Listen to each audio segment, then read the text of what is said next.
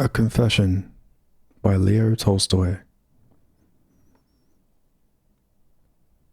Chapter 1. I was baptized and brought up in the Orthodox Christian faith.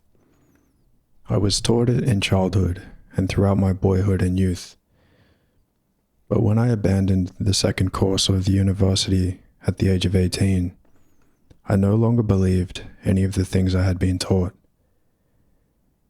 Judging by certain memories, I never seriously believed them, but had merely relied on what I was taught and on what was professed by the grown-up people around me, and that reliance was very unstable. I remember that before I was 11, a grammar school pupil, Vladimir Milutin, long since dead, visited us one Sunday and announced as the latest novelty a discovery made at his school. This discovery was that there is no God, and that all we are taught about him is a mere invention. This was in 1838. I remember how interested my elder brothers were in this information. They called me to their council, and we all, I remember, became very animated and accepted it as something very interesting and quite possible.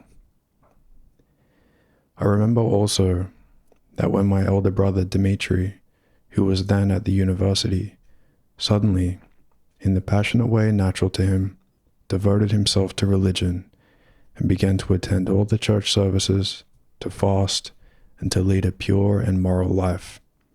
We all, even our elders, unceasingly held him up to ridicule, and for some unknown reason, called him Noah. I remember that Musin Pushkin, the then curator of Kazan University, when inviting us to dance at his home, ironically persuaded my brother, who was declining the invitation, by the argument that even David danced before the ark. I sympathized with these jokes made by my elders, and drew from them the conclusion that, though it is necessary to learn the catechism and go to church, one must not take such things too seriously. I remember also that I read Voltaire when I was very young, and that his raillery, far from shocking me, amused me very much. My lapse in faith occurred as is usual among people of our level of education. In most cases, I think, it happens thus. A man lives, like everybody else, on the basis of principles not merely having nothing in common with religious doctrine, but generally opposed to it. Religious doctrine does not play a part in life. In intercourse with others, it is never encountered, and in a man's own life, he never has to reckon with it. Religious doctrine is professed far away from life and independently of it. If it is encountered, it is only as an external phenomenon, disconnected from life. Then, as now, it was and is quite impossible to judge a man's life and conduct whether he is a believer or not. If there be a difference between a man who publicly professes orthodoxy and one who denies it, the difference is not in favor of the former. Then, as now, the public profession and confession of orthodoxy was chiefly met with among people who were dull and cruel and who considered themselves very important. Ability, honesty, reliability, good nature, and moral conduct were often met with among unbelievers. The schools teach the catechism and send the pupils to church, and government officials must produce certificates of having received communion.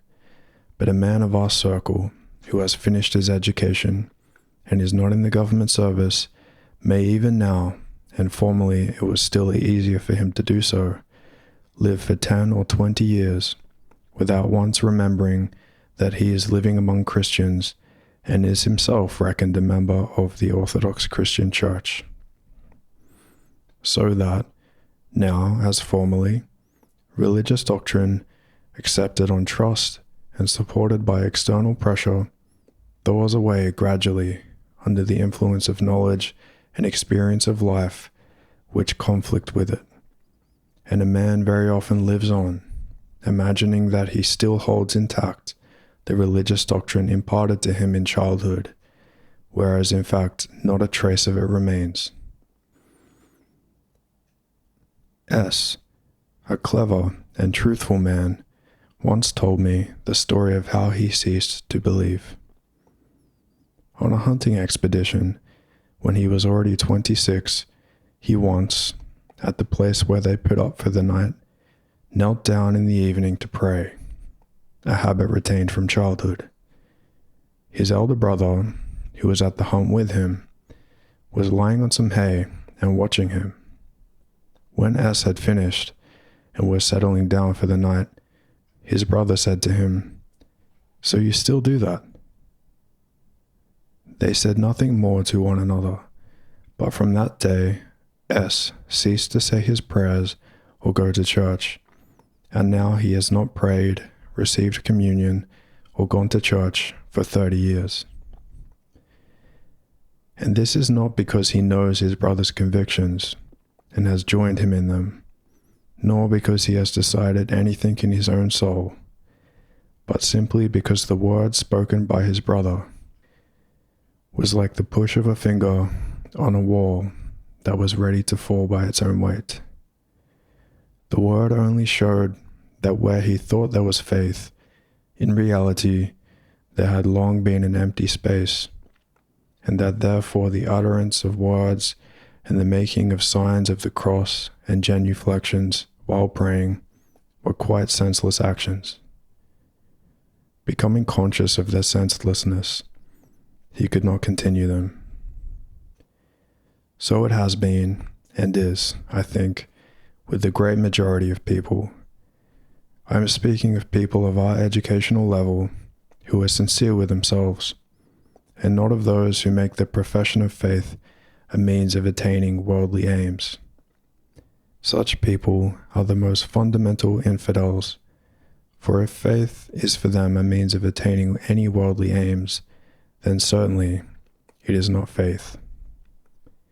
These people of our education are so placed that the light of knowledge and life has caused an artificial erection to melt away, and they have either already noticed this and swept its place clear, or they have not yet noticed it. The religious doctrine taught me from childhood disappeared in me as in others, but with this difference, that from the age of 15, I began to read philosophical works. My rejection of the doctrine became a conscious one at a very early age. From the time I was 16, I ceased to say my prayers and ceased to go to church or to fast of my own volition. I did not believe what had been taught me in childhood, but I believed in something. What it was I believed in, I could not at all have said. I believed in a God, or rather, I did not deny God, but I could not have said what sort of God.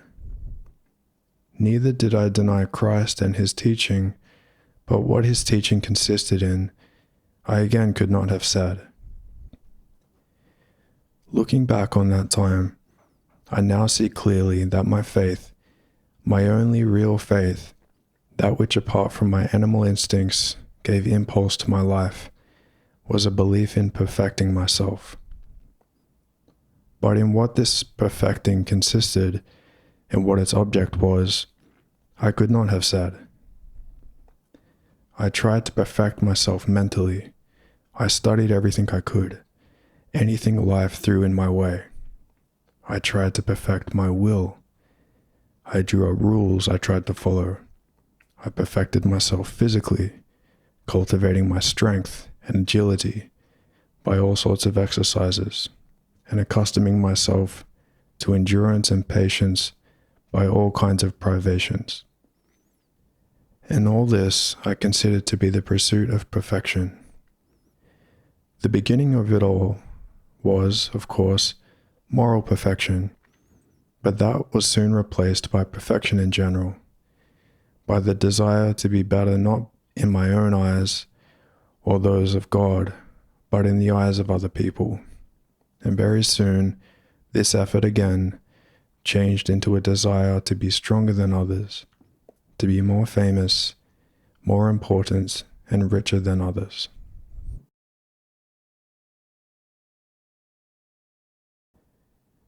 Chapter 2. Someday, I will narrate the touching and instructive history of my life during those 10 years of my youth. I think very many people have had a like experience. With all my soul, I wished to be good, but I was young, passionate, and alone, completely alone when I sought goodness. Every time I tried to express my most sincere desire, which was to be morally good, I met with contempt and ridicule. But as soon as I yielded to low passions, I was praised and encouraged.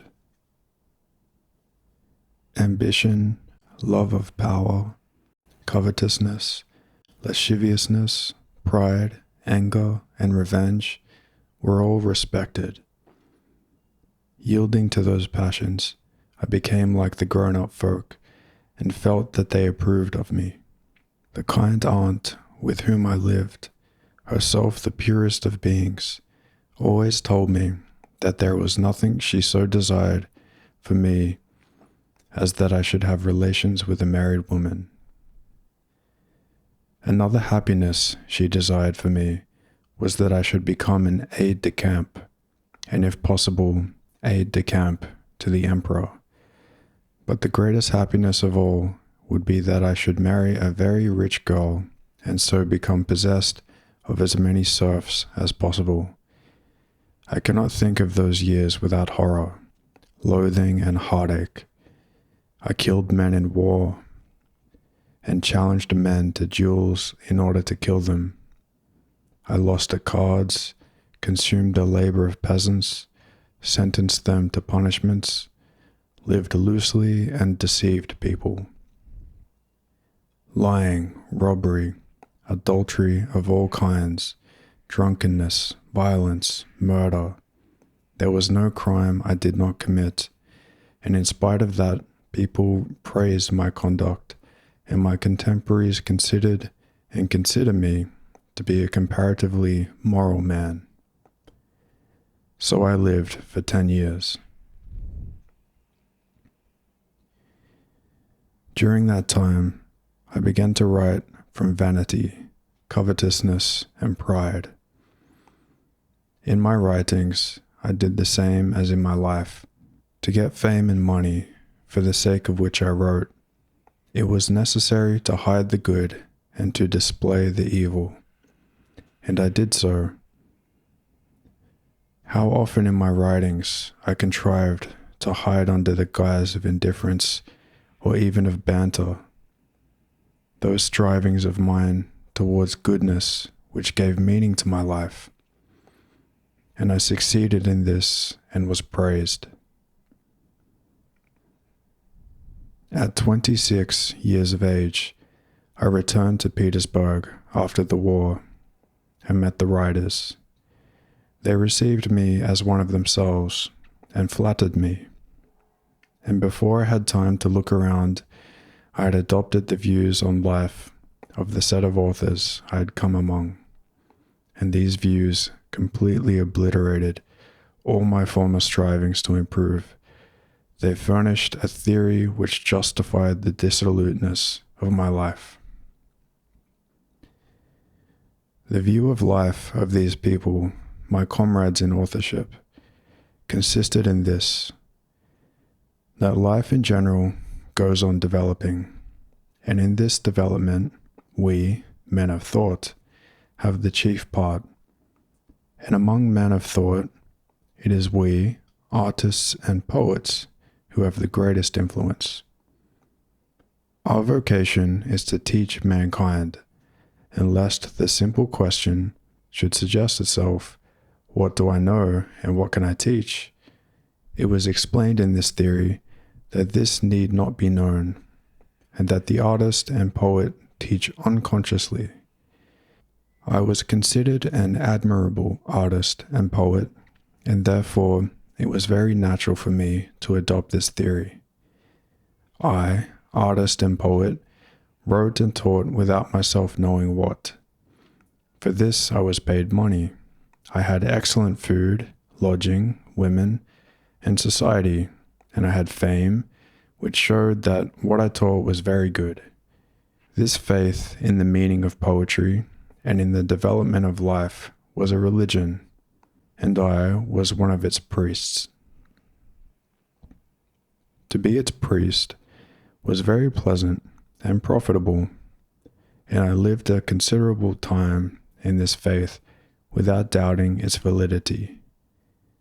But in the second, and still more in the third year of this life, I began to doubt the infallibility of this religion and to examine it.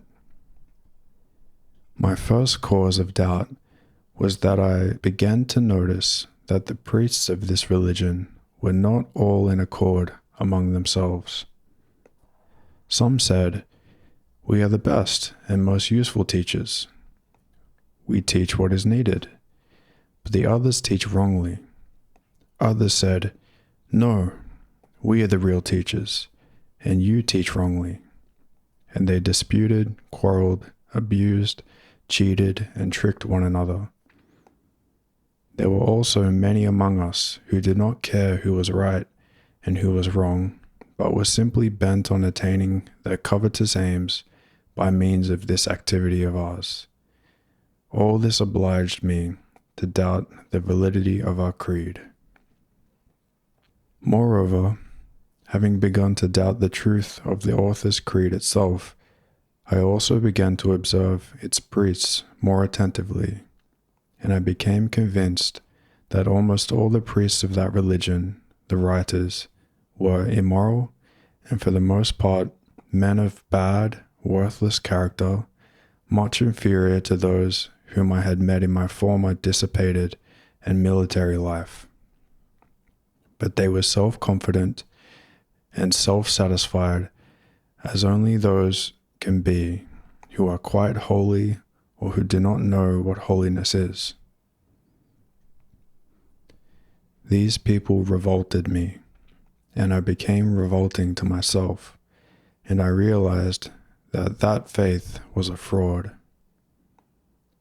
But strange to say, though I understood this fraud and renounced it, yet I did not renounce the rank these people gave me, the rank of artist, poet, and teacher. I naively imagined that I was a poet and artist and could teach everybody without myself knowing what I was teaching, and I acted accordingly.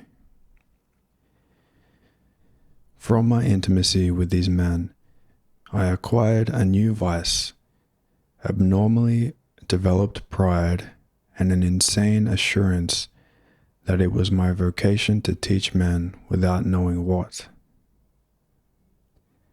To remember that time and my own state of mind and that of those men, though there are thousands like them today, is sad and terrible and ludicrous, and arouses exactly the feeling one experiences in a lunatic asylum.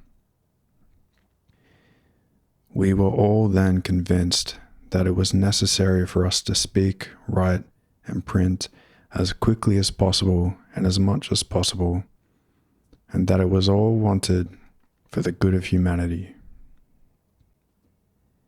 And thousands of us, contradicting and abusing one another, all printed and wrote, teaching others, and without noticing that we knew nothing, and that to the simplest of life's questions, what is good and what is evil, we did not know how to reply. We all talked at the same time, not listening to one another, sometimes seconding and praising one another in order to be seconded and praised in turn, sometimes getting angry with one another, just as in a lunatic asylum. Thousands of workmen labored to the extreme limit of their strength, day and night, setting the type and printing millions of words which the post carried all over Russia.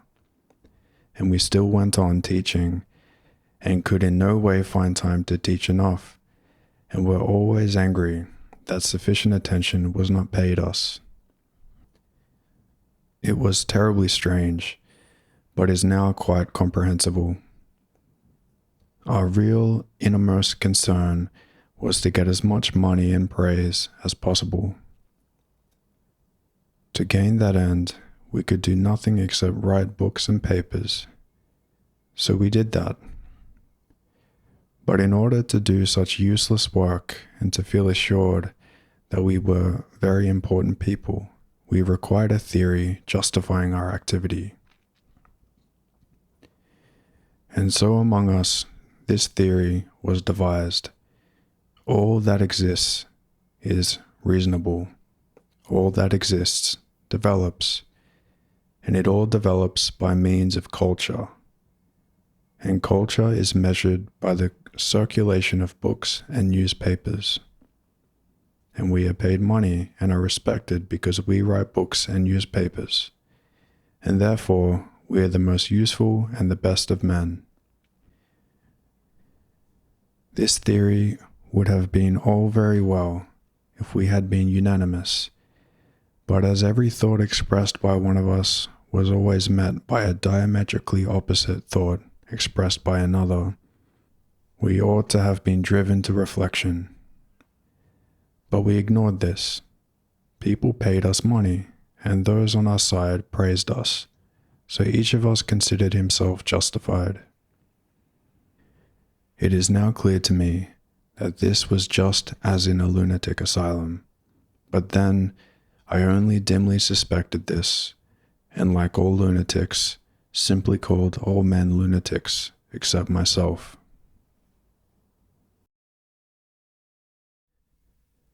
Chapter 3. So I lived, abandoning myself to this insanity for another 6 years, till my marriage. During that time, I went abroad. Life in Europe and my acquaintance with leading and learned Europeans confirmed me yet more in the faith of striving after perfection in which I believed, for I found the same faith among them. That faith took with me the common form it assumes with the majority of educated people of our day. It was expressed by the word progress. It then appeared to me that this word meant something. I did not as yet understand that, being tormented, like every vital man, by the question how it is best for me to live. In my answer, live in conformity with progress. I was like a man in a boat who, when carried along by wind and waves, should reply to what for him is the chief and only question, whither to steer, by saying, we are being carried somewhere. I did not then notice this. Only occasionally, not by reason but by instinct, I revolted against this superstition so common in our day, by which people hide from themselves their lack of understanding of life. So, for instance, during my stay in Paris, the sight of an execution revealed to me the instability of my superstitious belief in progress. When I saw the head part from the body and how they thumped separately into the box, I understood, not with my mind, but with my whole being, that no theory of the reasonableness of our present progress could justify this deed, and that though everybody from the creation of the world had held it to be necessary, on whatever theory, I knew it to be unnecessary and bad, and therefore the arbiter of what is good and evil is not what people say and do, nor is it progress, but it is my heart and I.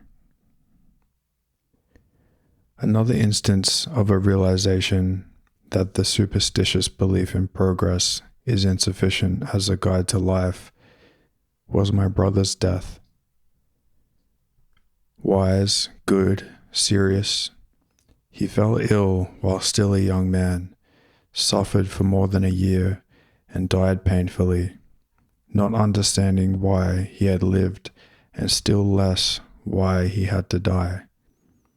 No theories could give me or him any reply to these questions during this slow and painful dying, but these were only rare instances of doubt, and I actually continued to live professing a faith only in progress.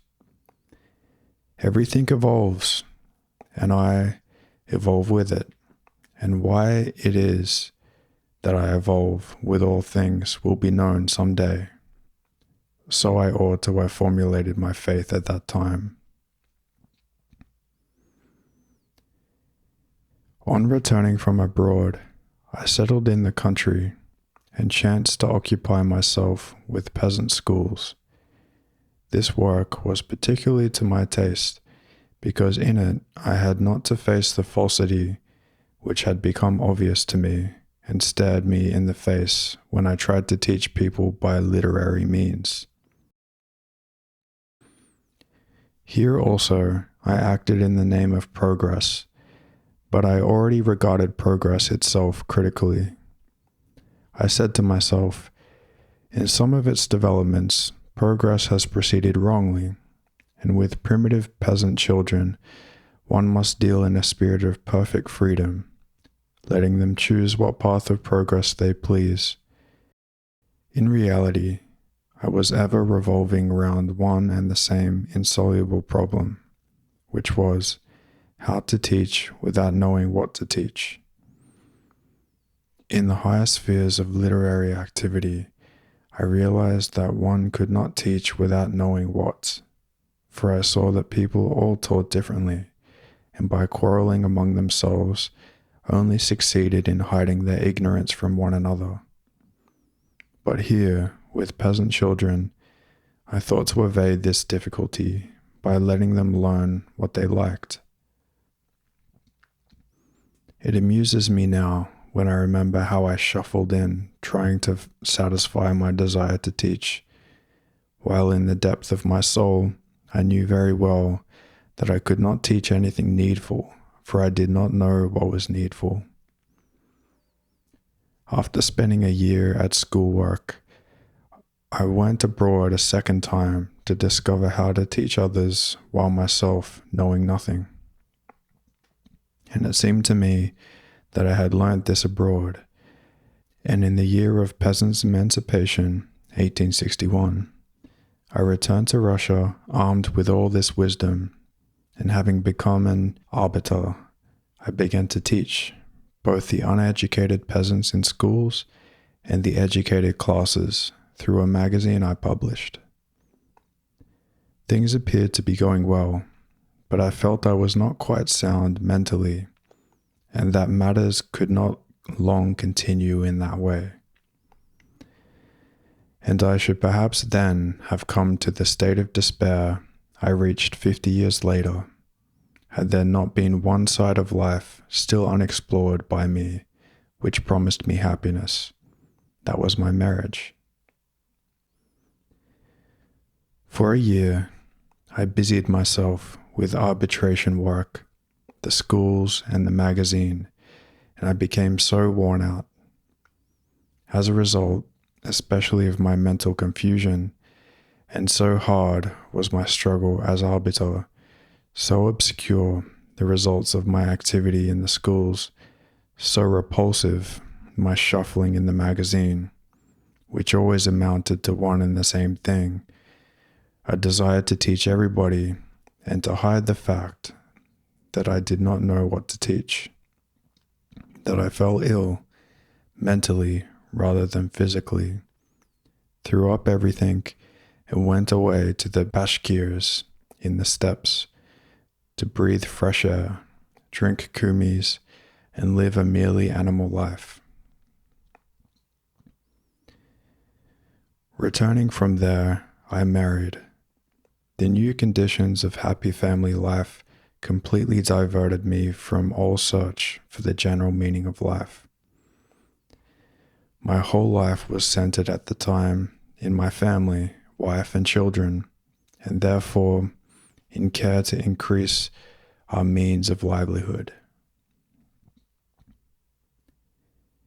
My striving after self-perfection, for which I had already substituted a striving for perfection in general, i.e. progress, was now again replaced by the effort simply to secure the best possible conditions for myself and my family.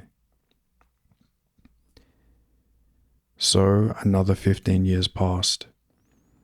In spite of the fact that I now regarded authorship as of no importance, the temptation of immense monetary rewards and applause for my insignificant work, and I devoted myself to it as a means of improving my material position and of stifling in my soul all questions as to the meaning of my own life or life in general. I wrote, teaching what was for me the only truth, namely, that one should live so as to have the best for oneself and one's family. So I lived. But 5 years ago, something very strange began to happen to me. At first, I experienced moments of perplexity and arrest of life. And though I did not know what to do or how to live, and I felt lost and became dejected. But this passed, and I went on living as before. Then these moments of perplexity began to recur oftener, and always in the same form. They were always expressed by the questions, what is it for? What does it lead to? At first it seemed to me that these were aimless and irrelevant questions. I thought that it was all well known, and that if I should ever wish to deal with the solution, it would not cost me much effort. Just at present, I had no time for it, but when I wanted to, I should be able to find the answer. The questions, however, began to repeat themselves frequently, and to demand replies more and more insistently. Like drops of ink, always falling on one place, they ran together into one black blot. Then occurred what happens to everyone sickening with a mortal internal disease. At first, trivial signs of indisposition appear, to which the sick man pays no attention. Then these signs reappear more and more often and merge into one uninterrupted period of suffering. The suffering increases, and before the sick man can look round, what he took for a mere indisposition has already become more important to him than anything else in the world. It is death. That is what happened to me. I understood that it was no casual indisposition, but something very important, and that if these questions constantly repeated themselves, they would have to be answered, and I tried to answer them. The questions seemed such stupid, simple, childish ones, but as soon as I touched them and tried to solve them, I at once became convinced, first, that they are not childish and stupid, but the most important and profound of life's questions, and secondly that, occupying myself with my Samara estate, the education of my son, or the writing of a book, I had to know why I was doing it. As long as I did not know why, I could do nothing and could not live. Amid the thoughts of estate management, which greatly occupied me at that time, the question would suddenly occur, well, you will have 6,000 dessiatinas of land in Samara government and 300 horses, and What then? And I was quite disconcerted and did not know what to think. Or when considering plans for the education of my children, I would say to myself, what for? Or when considering how the peasants might become prosperous, I would suddenly say to myself, but what does it matter to me? Or when thinking of the fame my works would bring me, I would say to myself, very well, you will be more famous than Gogol or Pushkin or Shakespeare or Molière or than all the writers in the world. And what of it? And I could find no reply at all. The questions would not wait. They had to be answered at once, and if I did not answer them, it was impossible to live. But there was no answer. I felt that what I had been standing on had collapsed, and that I had nothing left under my feet. What I had lived on no longer existed, and there was nothing left.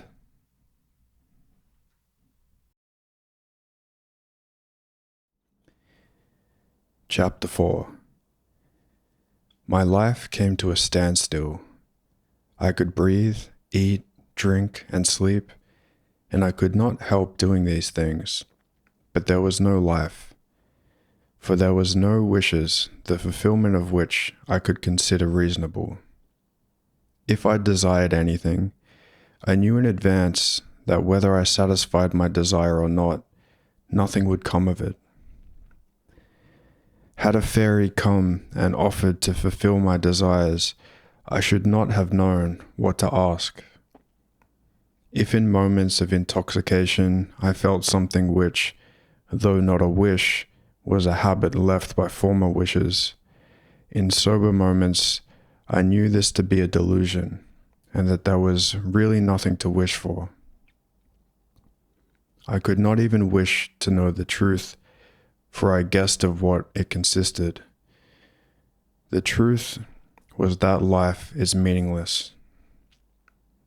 I had, as it were, lived and walked till I came to the precipice and saw clearly that there was nothing ahead of me but destruction. It was impossible to stop, impossible to go back, and impossible to close my eyes or avoid seeing that there was nothing ahead but suffering and real death, complete annihilation. It had come to this, that I, a healthy, fortunate man, felt I could no longer live. Some irresistible power impelled me to rid myself one way or another of life. I cannot say I wished to kill myself. The power which drew me away from life was stronger, fuller, and more widespread than any mere wish. It was a force similar to the former striving to live, only in a contrary direction. All my strength drew me away from life. The thought of self-destruction now came to me as naturally as thoughts of how to improve my life had come formerly, and it was seductive that I had to be cunning with myself, lest I should carry it out too hastily. I did not wish to hurry, because I wanted to use all efforts to disentangle the matter. If I cannot unravel matters, there will always be time, and it was then that I, a man favored by fortune, hid a cord from myself, lest I should hang myself from the crosspiece of the partition in my room where I undressed alone every evening. And I ceased to go out shooting with a gun, lest I should be tempted by so easy a way of ending my life.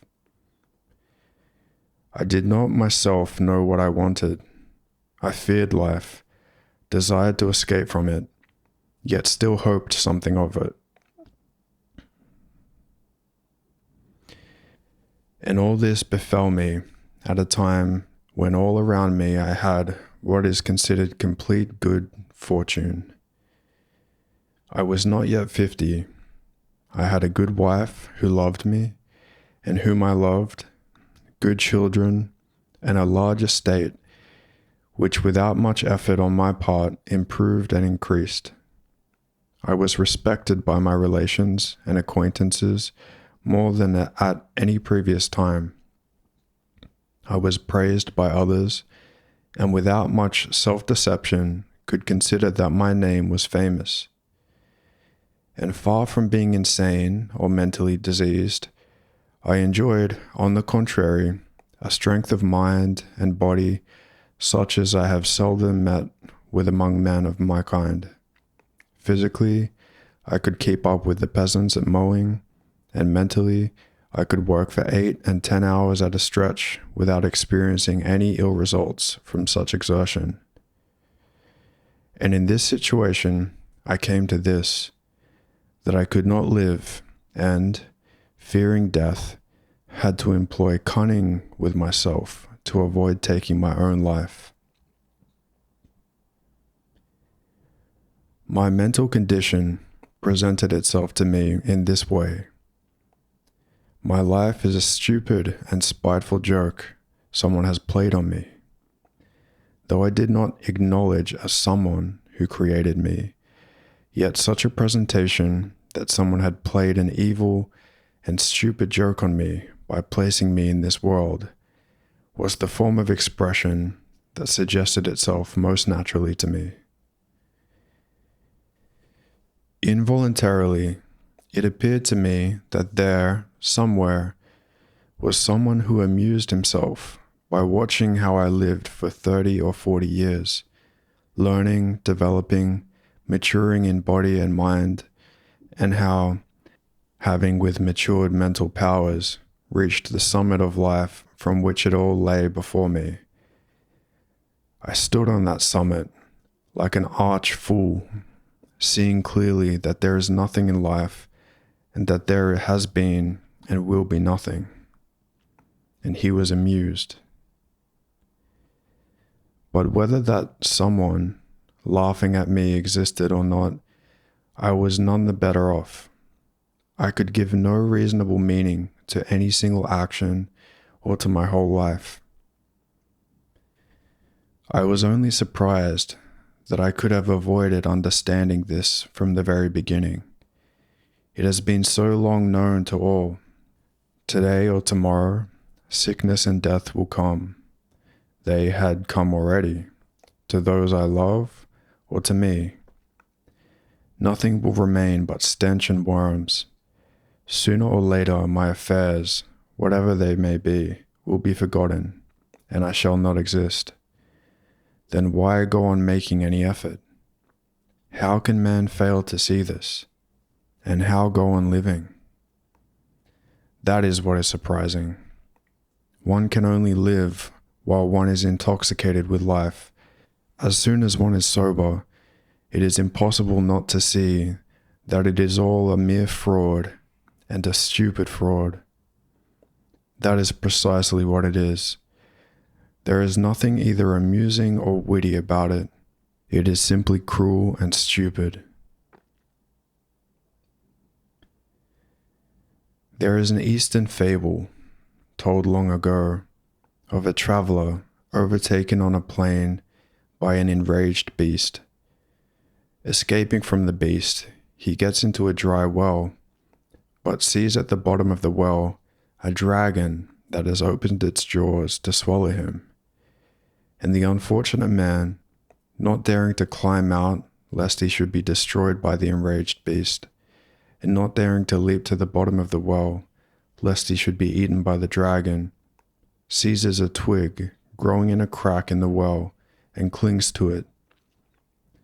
His hands are growing weaker, and he feels he will soon have to resign himself to the destruction that awaits him above or below, but he still clings on.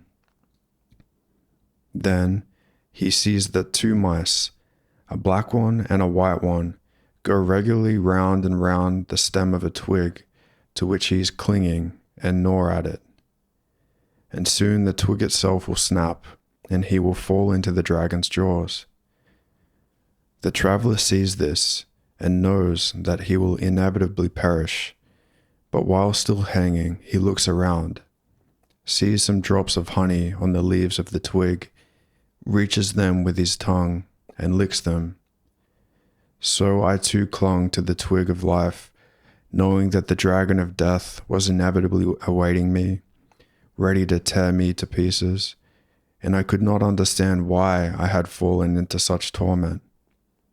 I tried to lick the honey which formerly consoled me, but the honey no longer gave me pleasure, and the black and white mice of day and night gnawed at the branch by which I hung. I saw the dragon clearly, and the honey no longer tasted sweet. I only saw the unescapable dragon and mice, and I could not tear my gaze from them. And this is not a fable, but the real, unanswerable truth, intelligible to all. The deception of the joys of life, which formerly allayed my terror of the dragon, now no longer deceived me. No matter how often I may be told, "You cannot understand the meaning of life, so do not think about it, but live," I can no longer do it. I have already done it too long. I cannot now help seeing day and night going round and bringing me to death. That is all I see, for that alone is true. All else is false.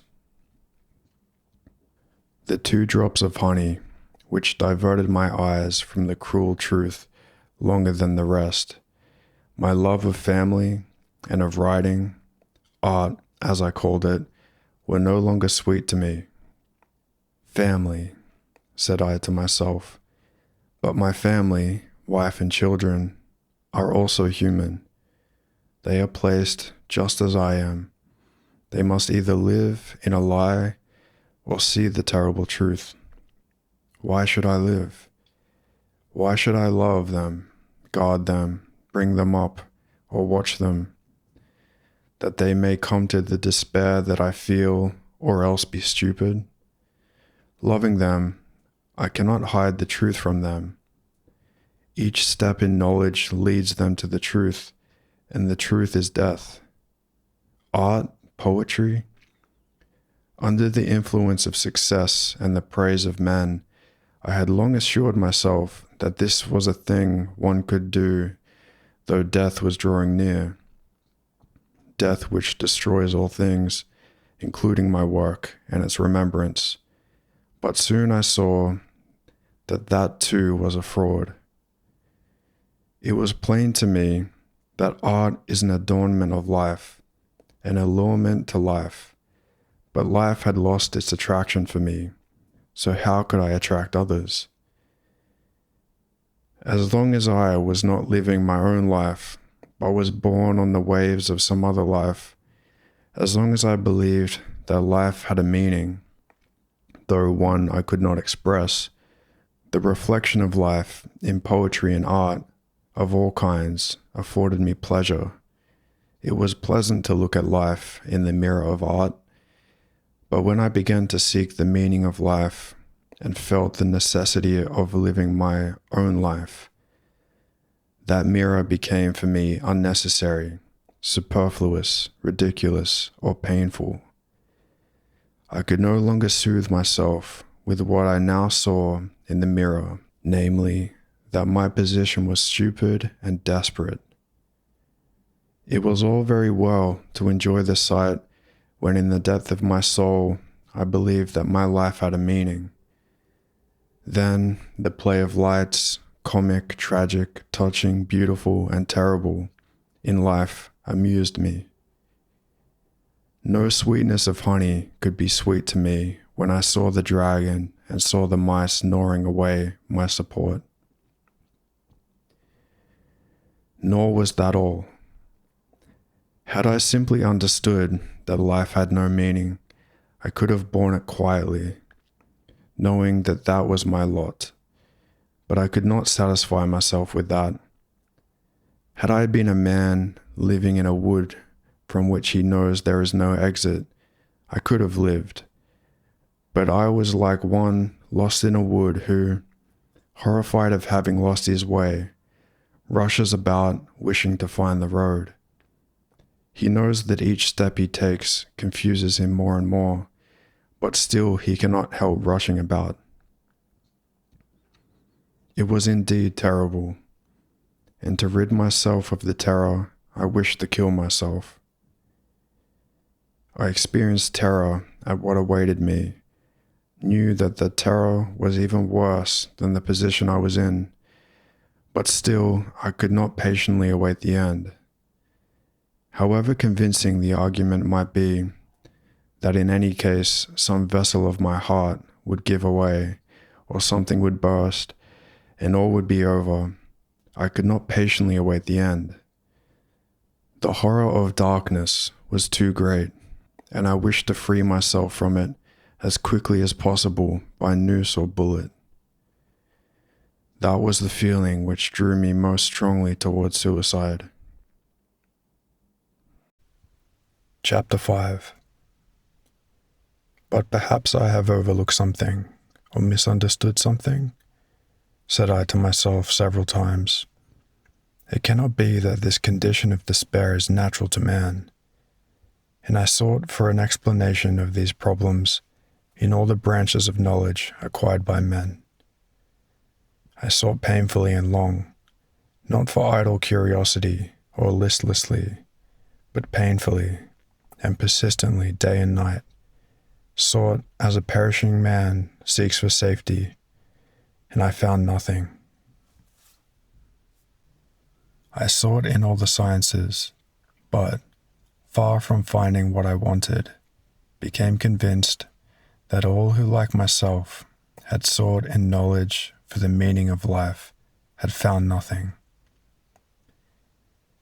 And not only had they found nothing, but they had plainly acknowledged that the very thing which made me despair, namely the senselessness of life, is the one indubitable thing man can know.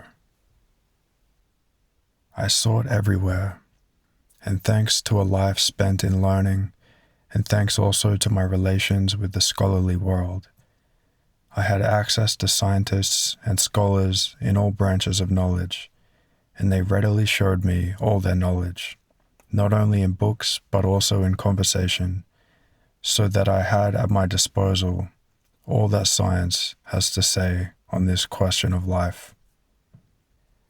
I was long unable to believe that it gives no other reply to life's questions than that which it actually does give. It long seemed to me, when I saw the important and serious air with which science announces its conclusions, which have nothing in common with the real questions of human life, that there was something I had not understood. I long was timid before science, and it seemed to me that the lack of conformity between the answers and my questions arose not by the fault of science, but from my ignorance. But the matter was for me not a game or an amusement, but one of life and death, and I was involuntarily brought to the conviction that my questions were the only legitimate ones, forming the basis of all knowledge, and that I, with my questions, was not to blame, but science, if it pretends to reply to those questions. My question, that which, at the age of 50, brought me to the verge of suicide, was the simplest of questions, lying in the soul of every man, from the foolish child to the wisest elder. It was a question without an answer to which one cannot live, as I had found by experience. It was, what will come of what I am doing today or shall do tomorrow? What will come of my whole life? Differently expressed, the question is, why should I live? Why wish for anything, or do anything?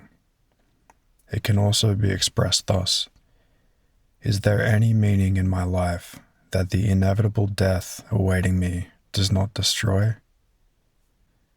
To this one question, variously expressed, I sought an answer in science, and I found that, in relation to that question, all human knowledge is divided, as it were, into two opposite hemispheres, at the ends of which are two poles, the one a negative and the other a positive, but that neither at the one nor the other pole is there an answer to life's questions.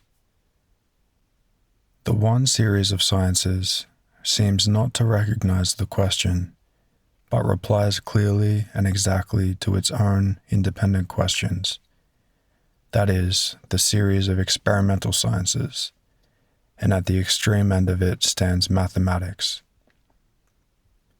The other series of sciences recognizes the question, but does not answer it. That is the series of abstract sciences, and at the extreme end of it stands metaphysics. From early youth, I had been interested in the abstract sciences, but later the mathematical and natural sciences attracted me, and until I put my question definitely to myself, until that question had itself grown up within me, urgently demanding a decision, I contented myself with those counterfeit answers which science gives. Now, in the experimental sphere, I said to myself, everything develops and differentiates itself, moving towards complexity and perfection, and there are laws directing this movement. You are part of the whole. Having learnt as far as possible the whole, and having learnt the law of evolution, you will understand also your place in the whole, and will know yourself. Ashamed as I am to confess it, there was a time when I seemed satisfied with that. It was just the time when I was myself becoming more complex and was developing. My muscles were growing and strengthening. My memory was being enriched. My capacity to think and understand was increasing. I was growing and developing, and feeling this growth in myself, it was natural for me to think that such was the universal law in which I should find the solution of the question of my life. But a time came when the growth within me ceased. I felt that I was not developing, but fading. My muscles were weakening, my teeth falling out, and I saw that the law not only did not explain anything to me, but that there never had been or could be such a law, and that I had taken for a law what I had found in myself at a certain period of my life. I regarded the definition of that law more strictly, and it became clear to me that there could be no law of endless development. It became clear that to say, in infinite space and time, everything develops, becomes more perfect and more complex, is differentiated, is to say nothing at all. These are all words with no meaning, for in the infinite there is neither complex nor simple, neither forward nor backward, nor better or worse. Above all, my personal question, what am I with my desires, remained quite unanswered.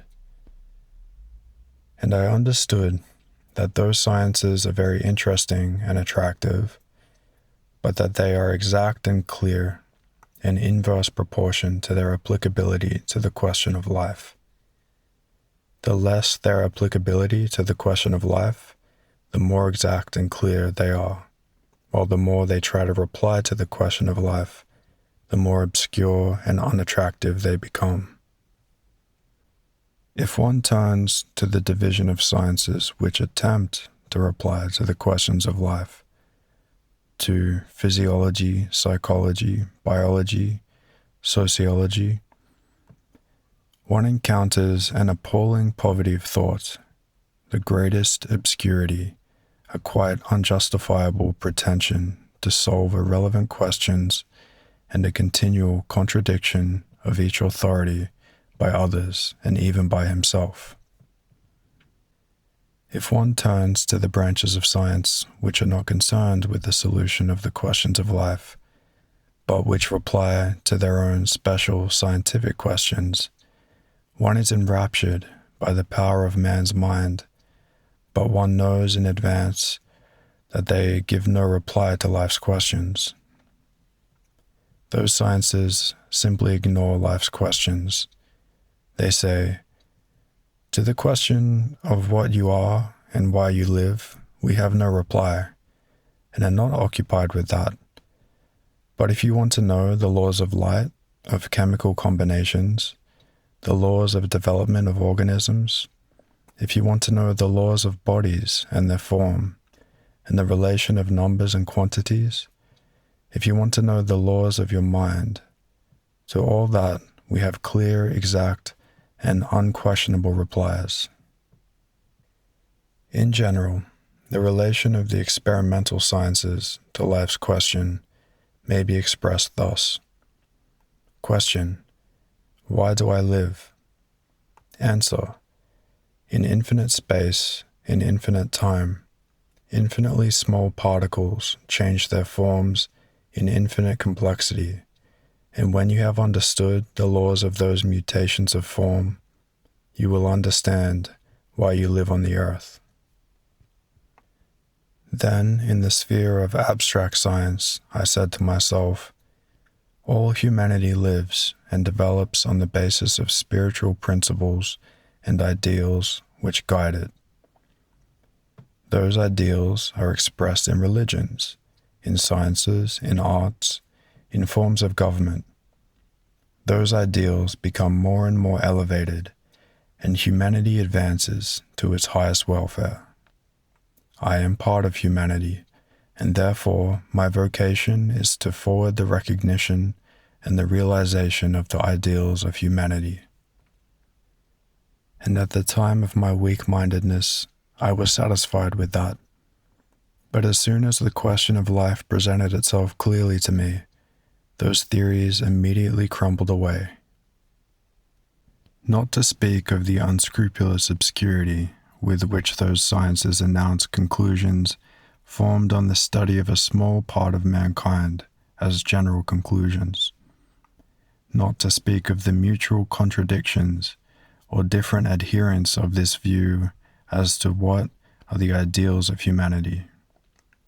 The strangeness, not to say stupidity, of the theory consists in the fact that in order to reply to the question facing each man, what am I? Or why do I live? Or what must I do? One has first to decide the question, what is the life of the whole? Which is to him unknown, and of which he is acquainted with one tiny part in one minute period of time. To understand what he is, one man must first understand all this mysterious humanity, consisting of people such as himself who do not understand one another. I have to confess that there was a time when I believed this. It was the time when I had my own favorite ideals, justifying my own caprices, and I was trying to devise a theory which would allow one to consider my caprices as the law of humanity. But as soon as the question of life arose in my soul, in full clearness, that reply at once flew to dust. And I understood that, as in the experimental sciences, there are real sciences and semi-sciences which try to give answers to questions beyond their competence. So in this sphere, there is a whole series of most diffused sciences which try to reply to irrelevant questions.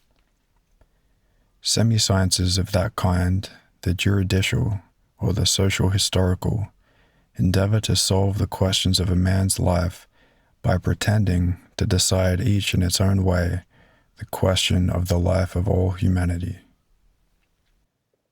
But as in the sphere of man's experimental knowledge, one who sincerely inquires how he is to live cannot be satisfied with the reply, study in endless space the mutations, infinite in time and in complexity, of innumerable atoms, and then you will understand your life.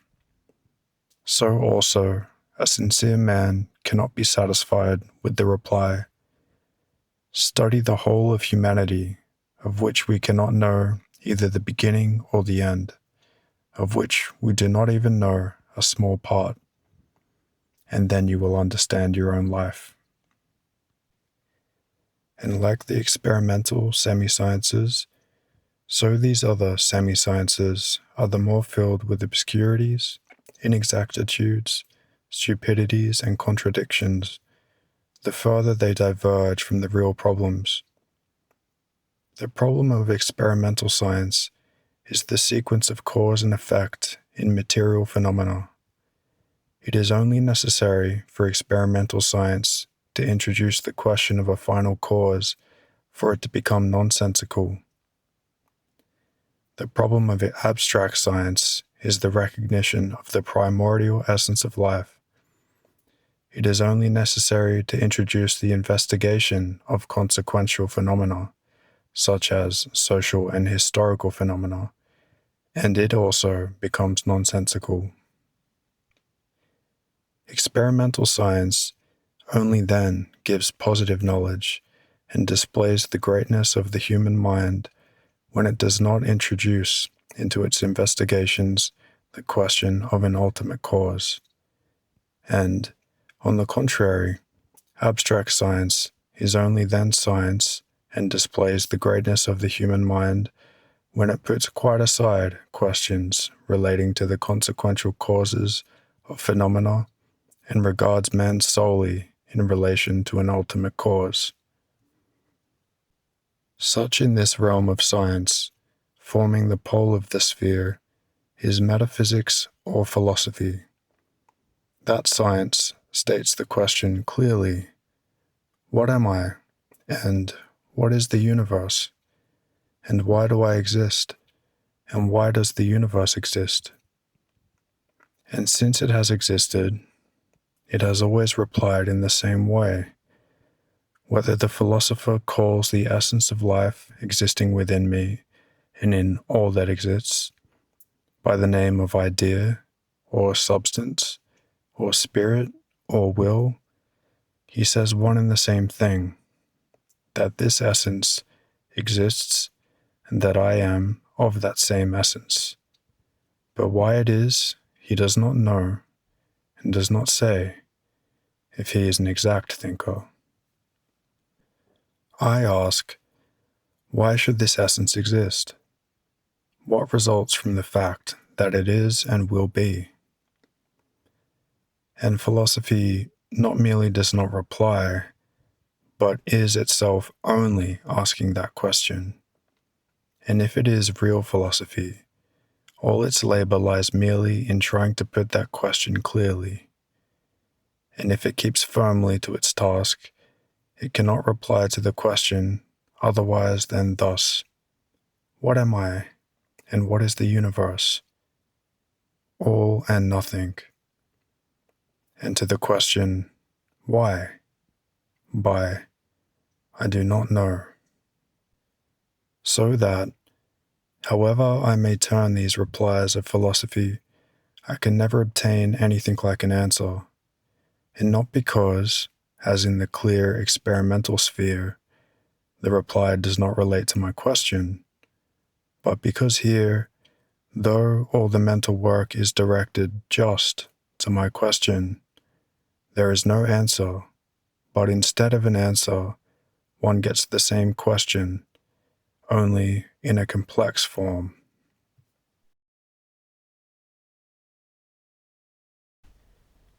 Chapter 6. In my search for answers to life's questions, I experienced just what is felt by a man lost in a forest.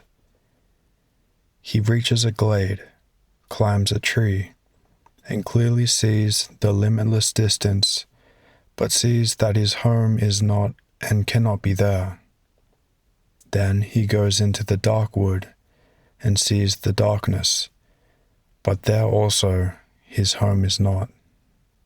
So I wandered in that wood of human knowledge, amid the gleams of mathematical and experimental science, which showed me clear horizons, but in a direction where there could be no home.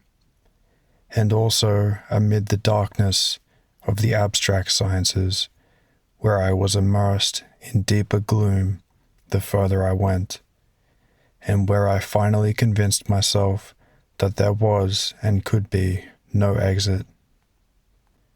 Yielding myself to the bright side of knowledge, I understood that I was only diverting my gaze from the question.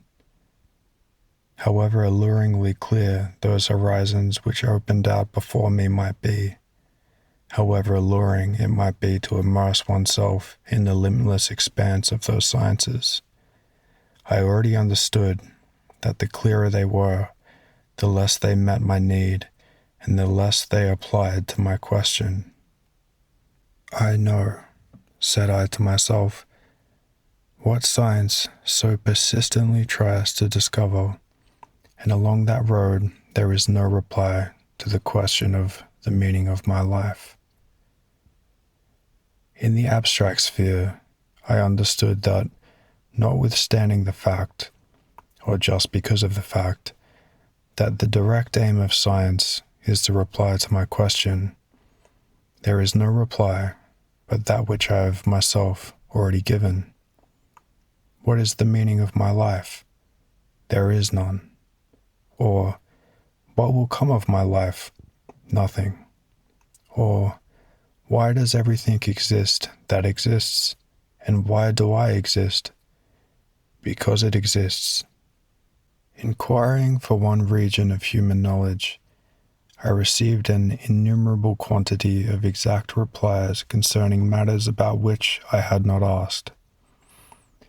About the chemical constituents of the stars, about the movement of the sun towards the constellation Hercules, about the origin of species and of man, about the forms of infinitely minute, imponderable particles of ether. But in this sphere of knowledge, the only answer to my question, what is the meaning of my life, was, you are what you call your life. You are a transitionary, casual cohesion of particles. The mutual interactions and changes of these particles produce in you what you call your life. That cohesion will last some time. Afterwards, the interaction of these particles will cease, and what you call life will cease, and so will all your questions. You are an accidentally united little lump of nothing. That little lump ferments. The little lump calls that fermenting its life. The lump will disintegrate, and there will be an end of the fermenting and of all the questions. So answers the clear side of science, and cannot answer otherwise if it strictly follows its principles. From such a reply, one sees that the reply does not answer the question. I want to know the meaning of my life, but that it is a fragment of the infinite, far from giving it a meaning, destroys its every possible meaning. The obscure compromises which that side of experimental exact science makes with abstract science when it says that the meaning of life consists in development and in cooperation with development, owing to their exactness and obscurity, cannot be considered as replies. The other side of science, the abstract side, when it holds strictly to its principles, replying directly to the question, always replies, and in all ages has replied in one and the same way. The world is something infinite and incomprehensible. Human life is an incomprehensible part of that incomprehensible all. Again, I exclude all these compromises between abstract and experimental sciences, which supply the whole ballast of the semi-sciences called juridical, political, and historical. In those semi-sciences, the conception of development and progress is again wrongly introduced, only with this difference, that there it was the development of everything, while here it is the development of the life of mankind. The error is there as before. Development and progress in infinity can have no aim or direction, and, as far as my question is concerned, no answer is given. In truly abstract science, namely in genuine philosophy, not in that which Schopenhauer calls professorial philosophy, which serves only to classify all existing phenomena in new philosophic categories and to call them by new names, where the philosopher does not lose sight of the essential question, the reply is always one and the same, the reply given by Socrates, Schopenhauer, Solomon, and Buddha. We approach truth only inasmuch as we depart from life, said Socrates when preparing for death. For what do we, who love truth, strive after in life? To free ourselves from the body and from all the evil that is caused by the life of the body. If so, then how can we fail to be glad when death comes to us? The wise man seeks death all his life, and therefore death is not terrible to him. And Schopenhauer says, having recognized the inmost essence of the world as will, and all its phenomena, from the unconscious working of the obscure forces of nature up to the completely conscious action of man, as only the objectivity of that will, we shall in no way avoid the conclusion that, together with the voluntary renunciation and self-destruction of the will, all those phenomena also disappear. That constant striving and effort, without aim or rest, on all the stages of objectivity in which and through which the world exists. The diversity of successive forms will disappear, and together with the form of all the manifestations of will, with its most universal forms, space and time, and finally its most fundamental form, subject and object. Without will, there is no concept and no world. Before us, certainly nothing remains, but what resists this transition into annihilation, our nature, is only that same wish to live, which forms ourselves as well as our world. That we are so afraid of annihilation, or, what is the same thing, that we so wish to live, merely means that we are ourselves nothing else but this desire to live, and know nothing but it. And so what remains after the complete annihilation of the will, for us who are so full of the will, is, of course, nothing. But on the other hand, for those in whom the will has turned and renounced itself, this so real world of ours, with all its suns and Milky Way, is nothing. Vanity of vanities, says Solomon, vanity of vanities, all is vanity. What profit hath a man of all his labour which he taketh under the sun? One generation passeth away, and another generation cometh, but the earth abideth forever. The thing that hath been is that which shall be, and that which is done is that which shall be done. And there is no new thing under the sun. Is there anything whereof it may be said, see, this is new? It hath been already of old time, which was before us. There is no remembrance of former things, neither shall there be any remembrance of things that are to come with those that shall come after. I, the preacher, was king over Israel in Jerusalem, and I gave my heart to seek and search out by wisdom concerning all that is done under heaven. This sore travail hath God given to the sons of man to be exercised therewith. I have seen all the works that are done under the sun, and behold, all is vanity and vexation of spirit. I communed with my own heart, saying, Lo, I am come to great estate. I have gotten more wisdom than all they that have come before me over Jerusalem. Yea, my heart hath great experience of wisdom and knowledge, and I gave my heart to know wisdom, and to know madness and folly.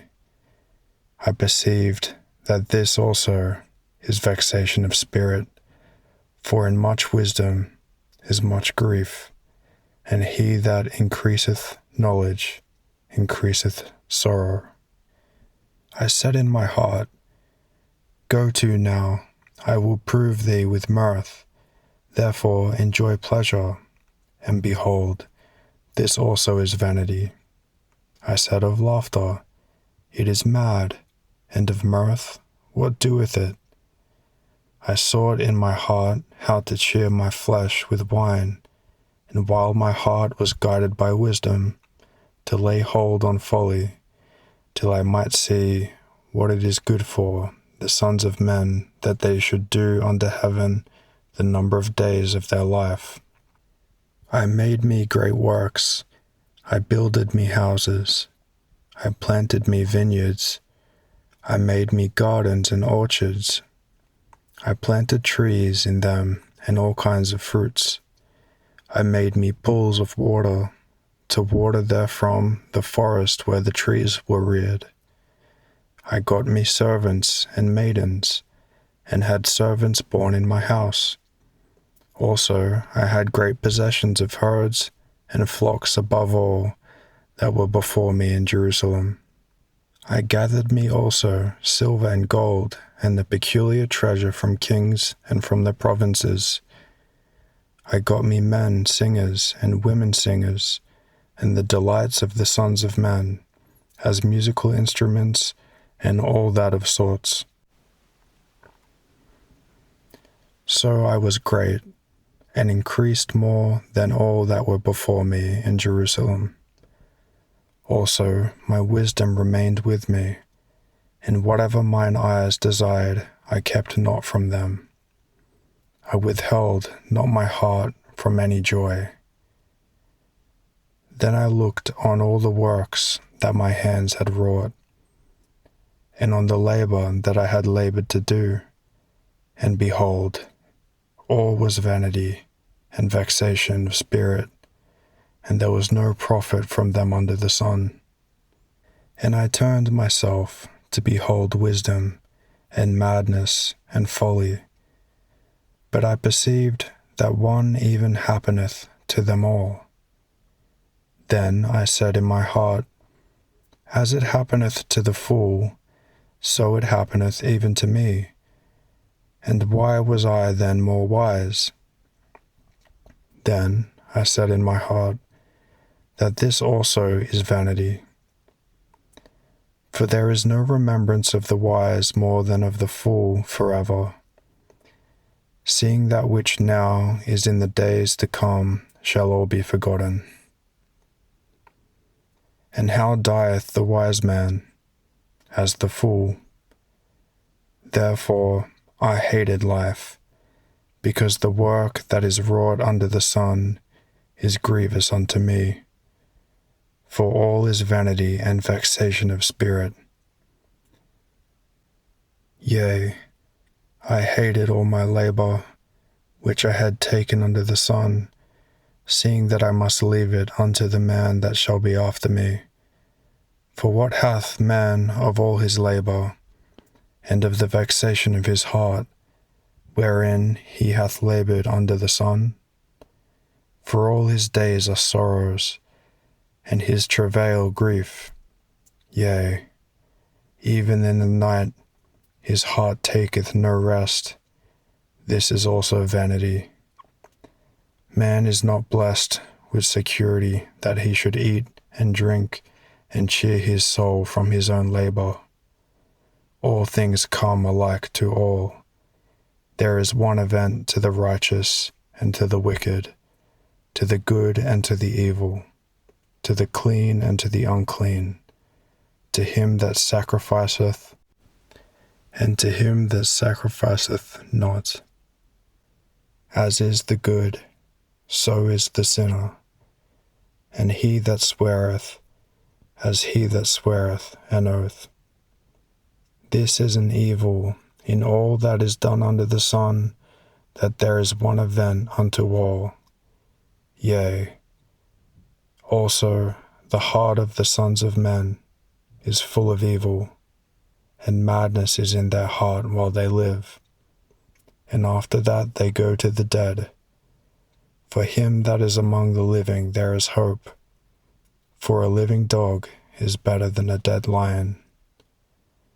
For the living know that they shall die, but the dead know not anything, neither have they any more a reward, for the memory of them is forgotten, also their love, and their hatred, and their envy is now perished. Neither have they any more a portion forever in anything that is done under the sun. So said Solomon, or whoever wrote those words. And this is what the Indian wisdom tells. Sakyamuni, a young happy prince, from whom the existence of sickness, old age, and death had been hidden, went out to drive and saw a terrible old man, toothless and slobbering. The prince, from whom till then old age had been concealed, was amazed, and asked his driver what it was, and how that man had come to such a wretched and disgusting condition. And when he learnt that this was the common fate of all men, that the same thing inevitably awaited him, the young prince, he could not continue his drive, but gave orders to go home, that he might consider this fact. So he shut himself up alone and considered it, and he probably devised some consolation for himself, for he subsequently again went out to drive, feeling merry and happy. But this time he saw a sick man. He saw an emaciated, livid, trembling man with dim eyes. The prince, from whom sickness had been concealed, stopped and asked what this was. And when he learnt that this was sickness, to which all men are liable, and that he himself, a healthy and happy prince, might himself fall ill tomorrow, he again was in no mood to enjoy himself, but gave orders to drive home, and again sought some solace, and probably found it, for he drove out a third time for pleasure. But this third time he saw another new sight. He saw men carrying something. What is that? A dead man. What does dead mean? Asked the prince. He was told that to become dead means to become like that man. The prince approached the corpse, uncovered it, and looked at it. What will happen to him now? Asked the prince. He was told that the corpse would be buried in the ground. Why? Because he will certainly not return to life, and will only produce a stench and worms. And is that the fate of all men? Will the same thing happen to me? Will they bury me, and shall I cause a stench and be eaten by worms? Yes. Home! I shall not drive out for pleasure, and never will so drive out again. And Sakyamuni could find no consolation in life, and decided that life is the greatest of evils, and he devoted all the strength of his soul to free himself from it, and to free others, and to do this so that, even after death, life shall not be renewed any more, but be completely destroyed at its very roots. so speaks all the wisdom of India. These are the direct replies that human wisdom gives when it replies to life's question. The life of the body is an evil and a lie. Therefore, the destruction of the life of the body is a blessing, and we should desire it, says Socrates. Life is that which should not be, an evil, and the passage into nothingness is the only good in life, says Schopenhauer. All that is in the world, folly and wisdom and riches, and poverty and mirth and grief, is vanity and emptiness. Man dies and nothing is left of him, and that is stupid, says Solomon. To live in the consciousness of the inevitability of suffering, of becoming enfeebled, of old age and of death, is impossible. We must free ourselves from life, from all possible life, says Buddha. And what these strong minds said has been said and thought and felt by millions upon millions of people like them, and I have thought it and felt it. So my wandering among the sciences, far from freeing me from my despair, only strengthened it. One kind of knowledge did not reply to life's question. The other kind replied directly confirming my despair, indicating not that the result at which I had arrived was the fruit of error or of a diseased state of mind, but on the contrary, that I had thought correctly, and that my thoughts coincided with the conclusions of the most powerful of human minds. It is no good deceiving oneself. It is all vanity. Happy is he who has not been born. Death is better than life, and one must free oneself from life.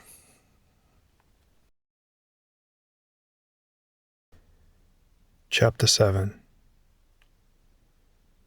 Not finding an explanation in science, I began to seek for it in life, hoping to find it among the people around me.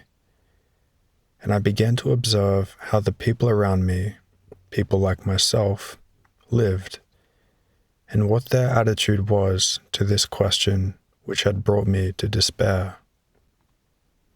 And this is what I found among people who were in the same position as myself as regards education and manner of life.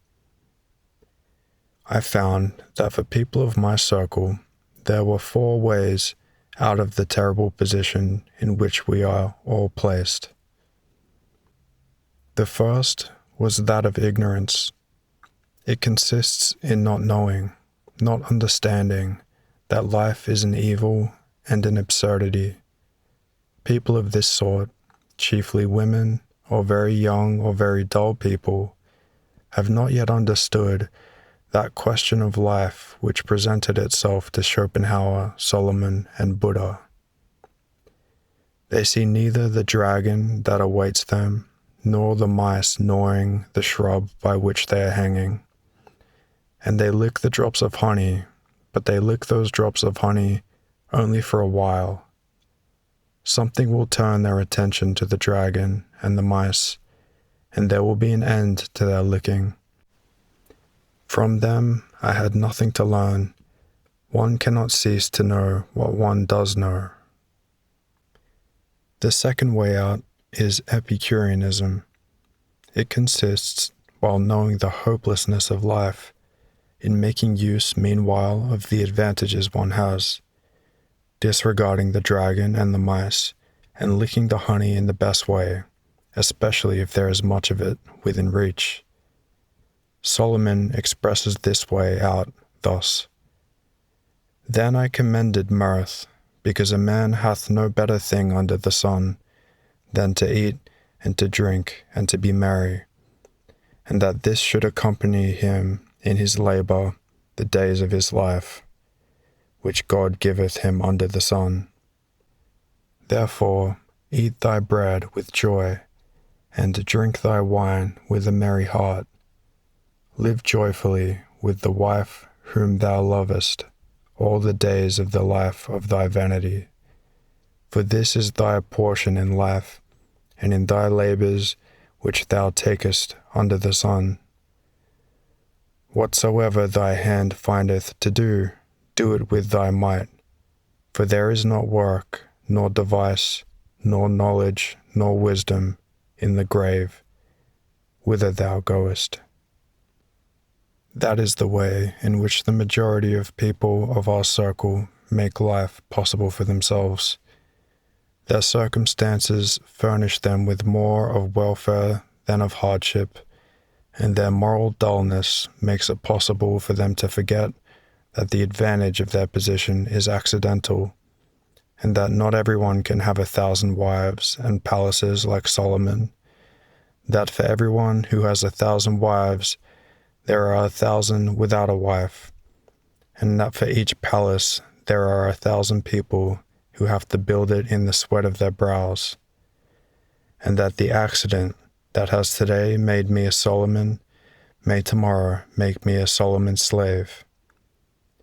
The dullness of these people's imagination enables them to forget the things that gave Buddha no peace, the inevitability of sickness, old age, and death, which today or tomorrow will destroy all these pleasures. So think and feel the majority of people of our day and our manner of life. The fact that some of these people declare the dullness of their thoughts and imaginations to be a philosophy, which they call positive, does not remove them, in my opinion, from the ranks of those who, to avoid seeing the question, lick the honey. I could not imitate these people.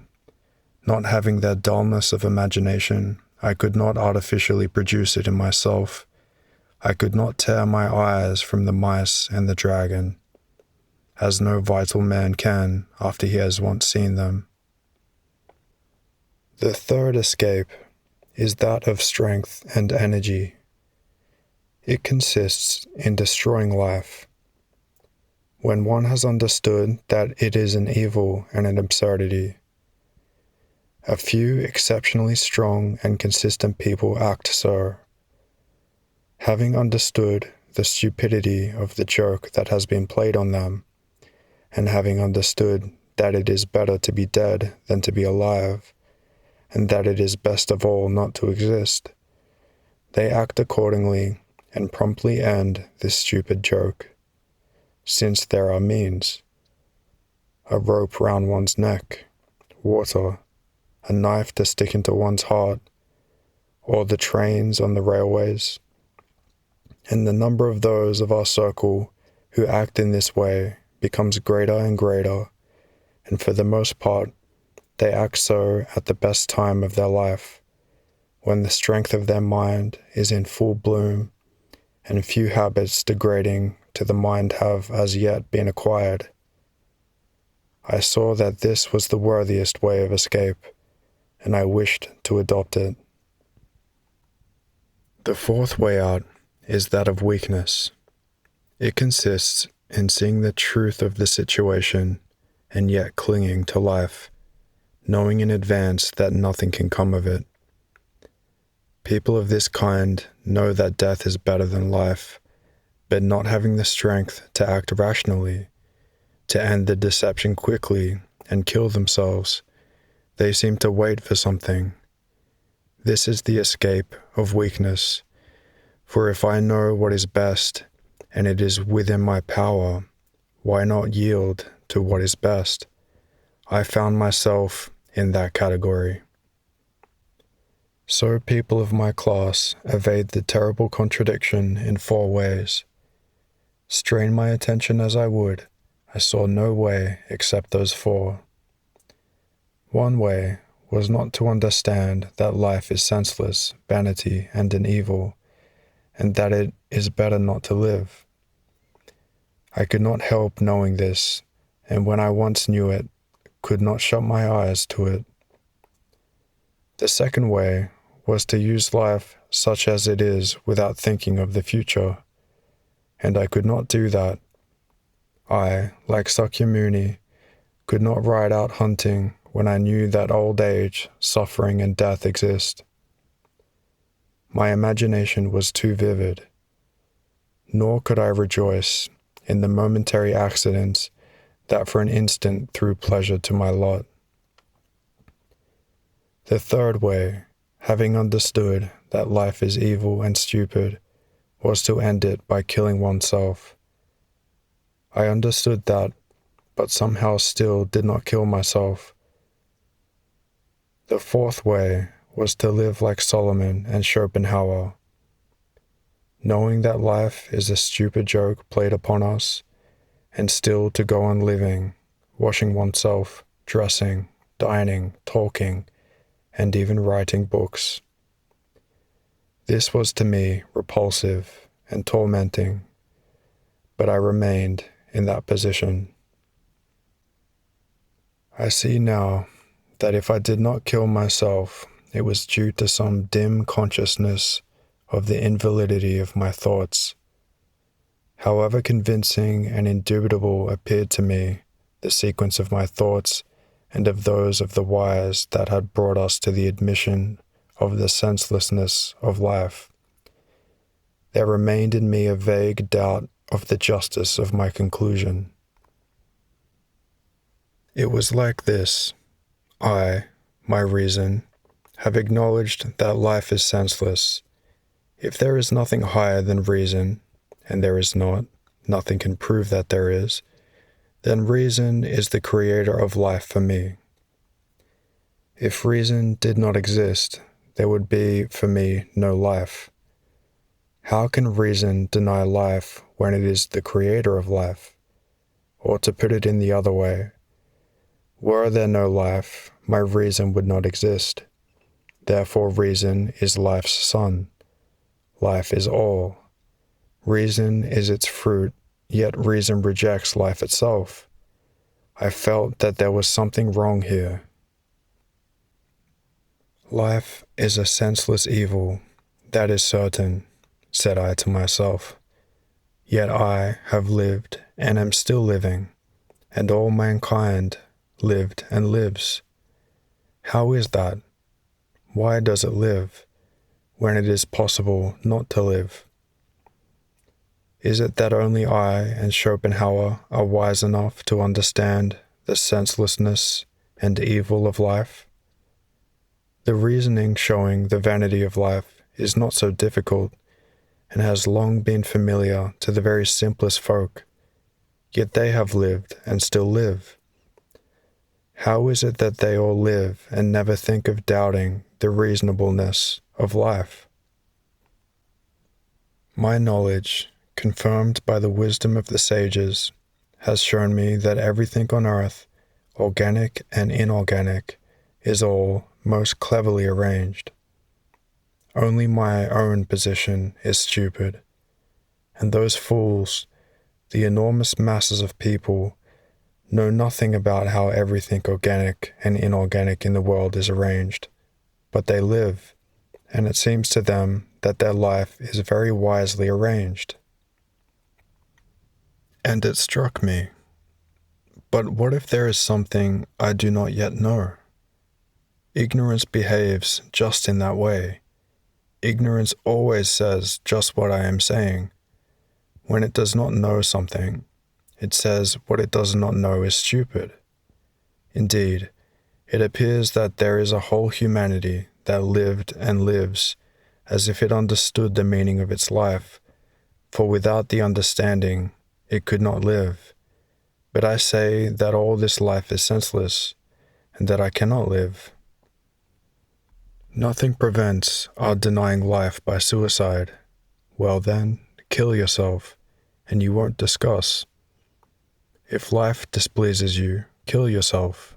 You live, and cannot understand the meaning of life, then finish it, and do not fool about in life, saying and writing that you do not understand it. You have come into good company where people are contented and know what they are doing. If you find it dull and repulsive, go away. Indeed, what are we who are convinced of the necessity of suicide, yet do not decide to commit it, but the weakest, most inconsistent, and to put it plainly, the stupidest of men, fussing about with our own stupidity as a fool fusses about with a painted hussy. For our wisdom, however indubitable it may be, has not given us the knowledge of the meaning of our life, but all mankind who sustain life, millions of them, do not doubt the meaning of life. Indeed, from the most distant time of which I know anything, when life began, people have lived knowing the argument about the vanity of life, which has shown me its senselessness, and yet they lived, attributing some meaning to it. From the time when any life began among men, they had the meaning of life, and they led that life which has descended to me. All that is in me and around me, all, corporeal and incorporeal, is the fruit of their knowledge of life.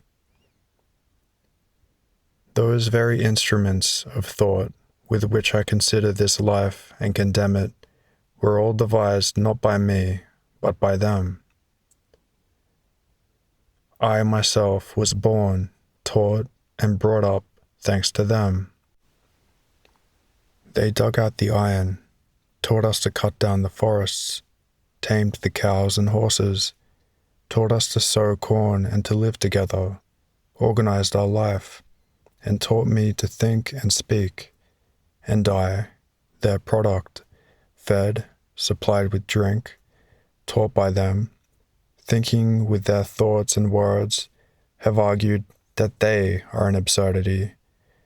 There is something wrong, said I to myself. I have blundered somewhere. But it was a long time before I could find out where the mistake was.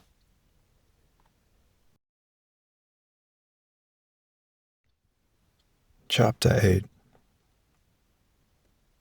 All these doubts, which I am now able to express more or less systematically, I could not then have expressed.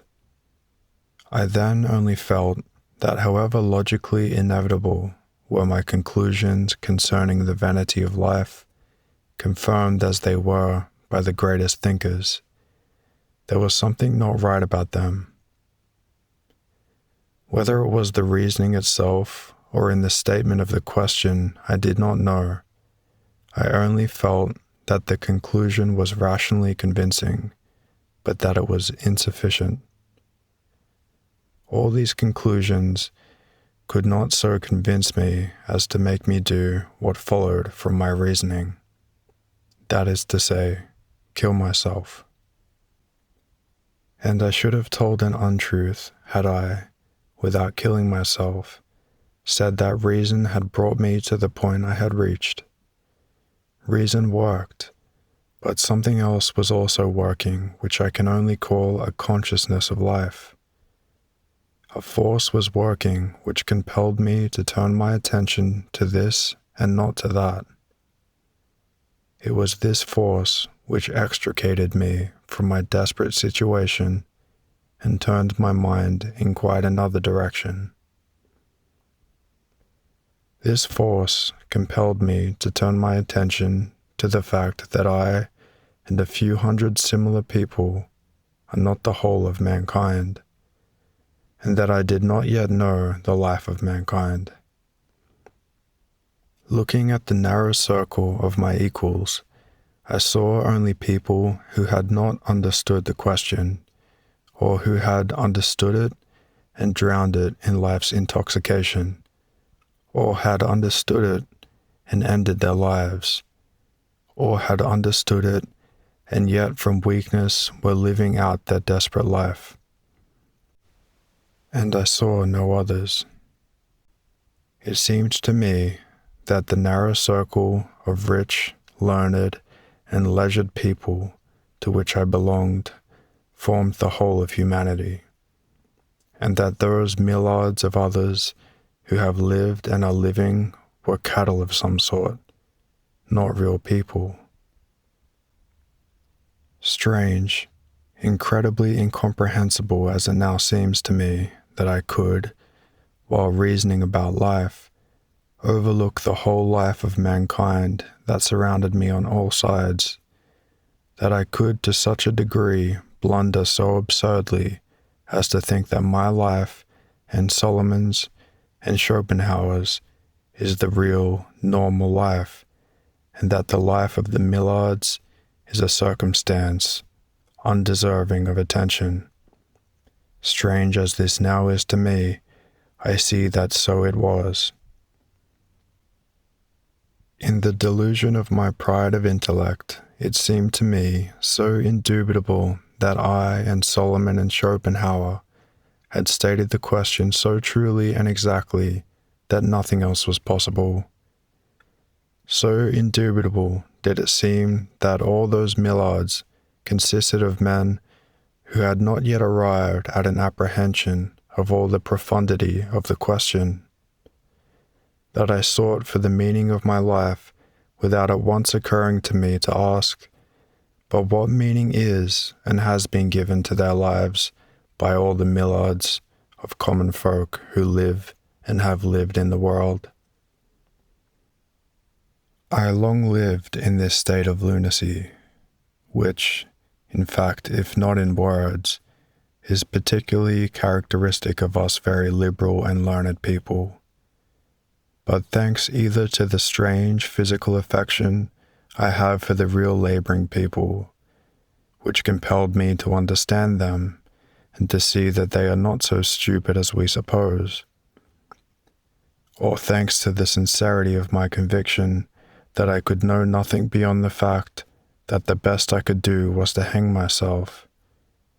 At any rate, I instinctively felt that if I wished to live and understand the meaning of life, I must seek this meaning not among those who have lost it and wish to kill themselves, but among those Millards of the past and the present who make life and who support the burden of their own lives and ours also. And I considered the enormous masses of those simple, unlearned, and poor people who have lived and are living, and I saw something quite different. I saw that, with rare exceptions, all those Millards who lived and are living do not fit into my divisions, and that I could not class them as not understanding the question, for they themselves state it and reply to it with extraordinary clearness. Nor could I consider them Epicureans, for their life consists more of privations and sufferings than of enjoyments. Still less could I consider them as irrationally dragging on a meaningless existence, for every act of their life, as well as death itself, is explained by them. To kill themselves they consider the greatest evil. It appeared that all mankind had a knowledge, unacknowledged and despised by me, of the meaning of life. It appeared that reasonable knowledge does not give the meaning of life, but excludes life, while the meaning attributed to life by millions of people, by all humanity, rests on some despised pseudo-knowledge. Rational knowledge, presented by the learned and wise, denies the meaning of life, but the enormous masses of men, the whole of mankind, receive that meaning in irrational knowledge, and that irrational knowledge is faith, that very thing which I could not but reject. It is God, 1 in 3, the creation in 6 days, the devils and angels, and all the rest that I cannot accept as long as I retain my reason. My position was terrible. I knew I could find nothing along the path of reasonable knowledge except the denial of life, and there, in faith, was nothing but a denial of reason, which was yet more impossible for me than a denial of life. From rational knowledge, it appeared that life is an evil. People know this, and it is in their power to end life. Yet they lived, and still live, and I myself live, though I have long known that life is senseless and an evil. By faith it appears that in order to understand the meaning of life, I must renounce my reason, the very thing for which alone a meaning is required. Chapter 9. A contradiction arose from which there were two exits. Either that which I called reason was not so rational as I supposed, or that which seemed to me irrational was not so irrational as I supposed. And I began to verify the line of argument of my rational knowledge. Verifying the line of argument of rational knowledge, I found it quite correct. The conclusion that life is nothing was inevitable, but I noticed a mistake. The mistake lay in this, that my reasoning was not in accord with the question I had put. The question was, why should I live? That is to say, what real, permanent result will come out of my illusory, transitory life? What meaning has my finite existence in this infinite world? And to reply to that question, I had studied life. The solution of all the possible questions of life could evidently not satisfy me, for my question, simple as it first appeared, included a demand for an explanation of the finite in terms of the infinite, and vice versa.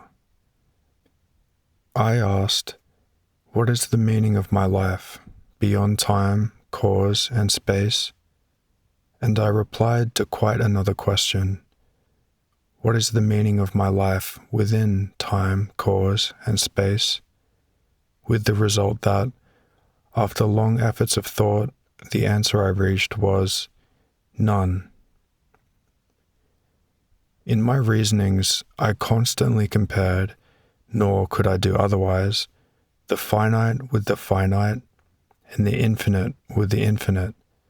But for that reason, I reached the inevitable result. Force is force, matter is matter, will is will, the infinite is the infinite, nothing is nothing, and that was all that could result. It was something like what happens in mathematics when thinking to solve an equation. We find we are working on an identity. The line of reasoning is correct, but results in the answer that A equals A, or X equals X, or 0 equals 0. The same thing happened with my reasoning in relation to the question of the meaning of my life.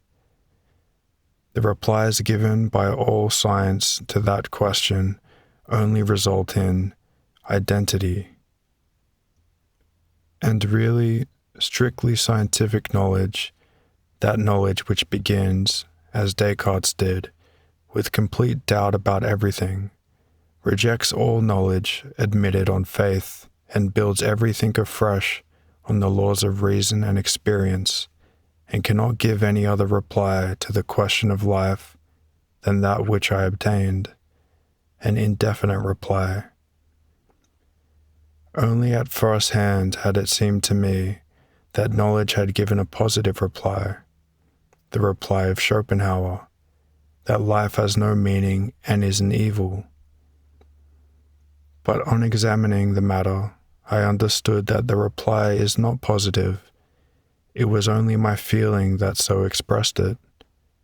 Strictly expressed, as it is by the Brahmins and by Solomon and Schopenhauer, the reply is merely indefinite, or an identity.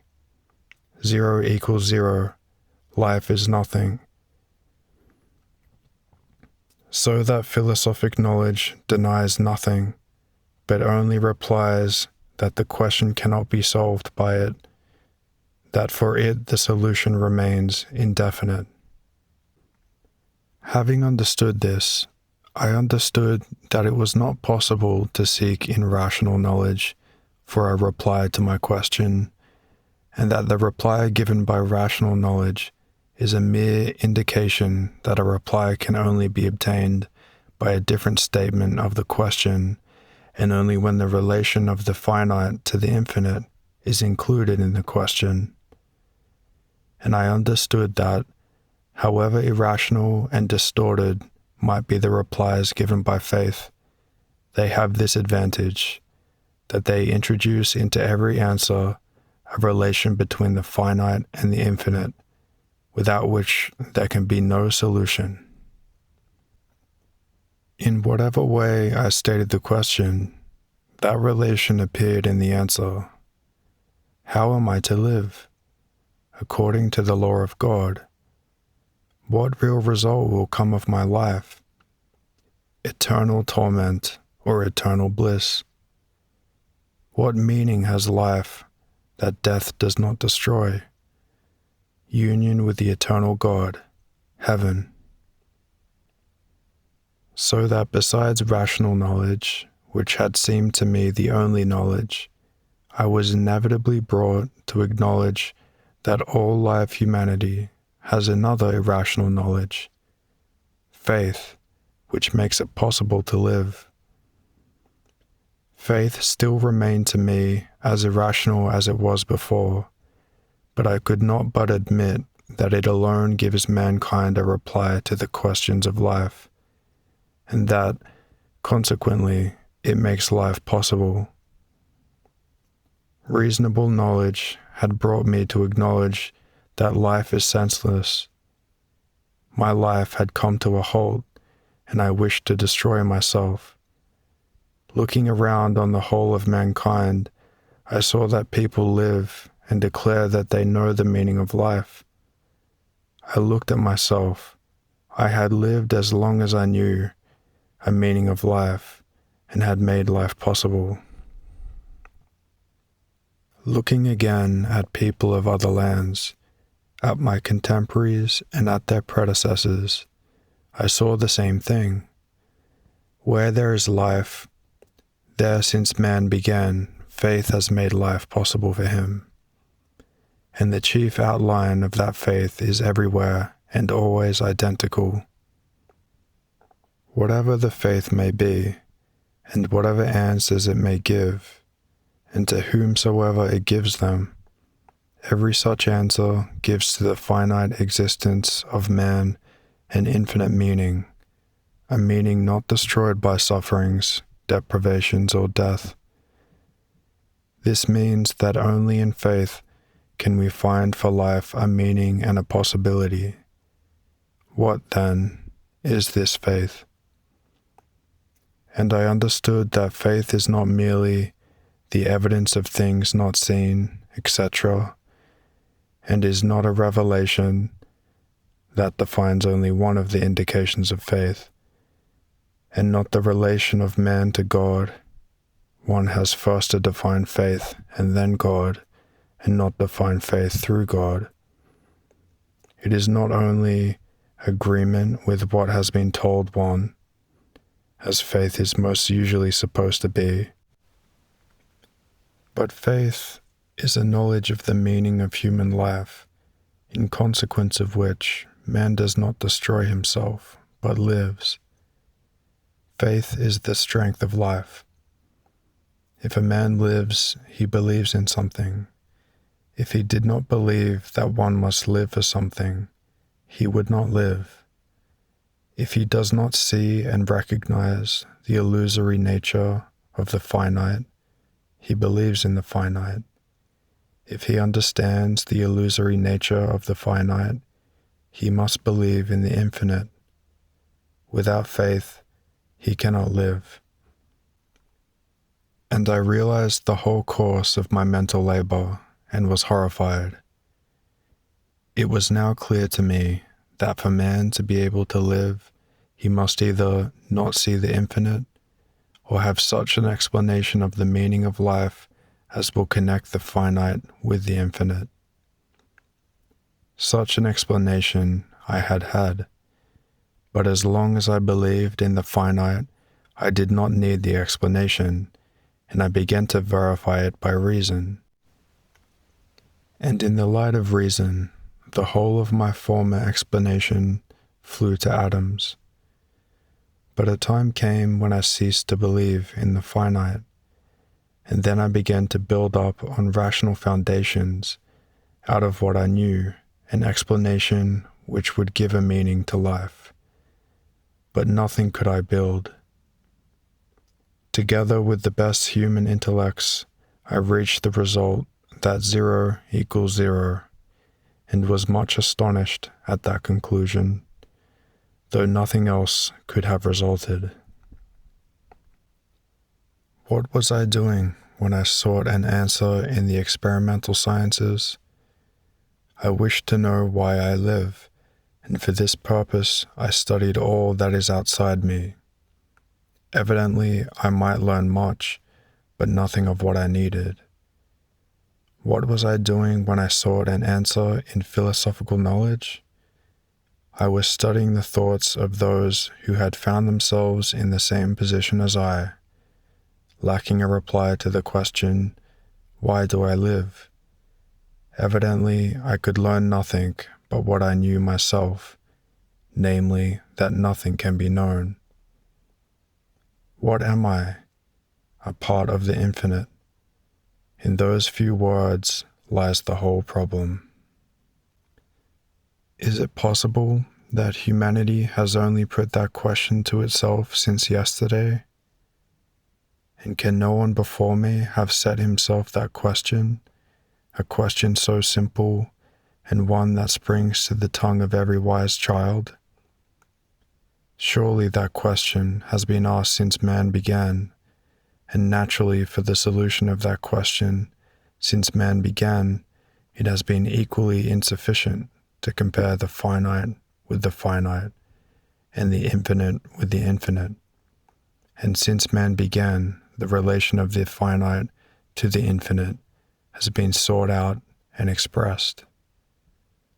All these conceptions in which the finite has been adjusted to the infinite, and a meaning found for life, the conception of God, of will, of goodness, we submit to logical examination, and all those conceptions fail to stand reason's criticism. Were it not so terrible, it would be ludicrous with what pride and self-satisfaction we, like children, pull the watch to pieces, take out the spring, make a toy of it, and are then surprised that the watch does not go. A solution of the contradiction between the finite and the infinite, and such a reply to the question of life as will make it possible to live, is necessary and precious. And that is the only solution which we find everywhere, always, and among all peoples. A solution descending from times in which we lose sight of the life of man. A solution so difficult that we can compose nothing like it. And this solution we light-heartedly destroy in order again to set the same question, which is natural to everyone and to which we have no answer. The conception of an infinite God, the divinity of the soul, the connection of human affairs with God, the unity and existence of the soul, man's conception of moral goodness and evil, are conceptions formulated in the hidden infinity of human thought. They are those conceptions without which neither life nor I should exist. Yet rejecting all the labor of the whole of humanity, I wish to remake it afresh myself and in my own manner. I did not then think like that, but the germs of these thoughts were already in me.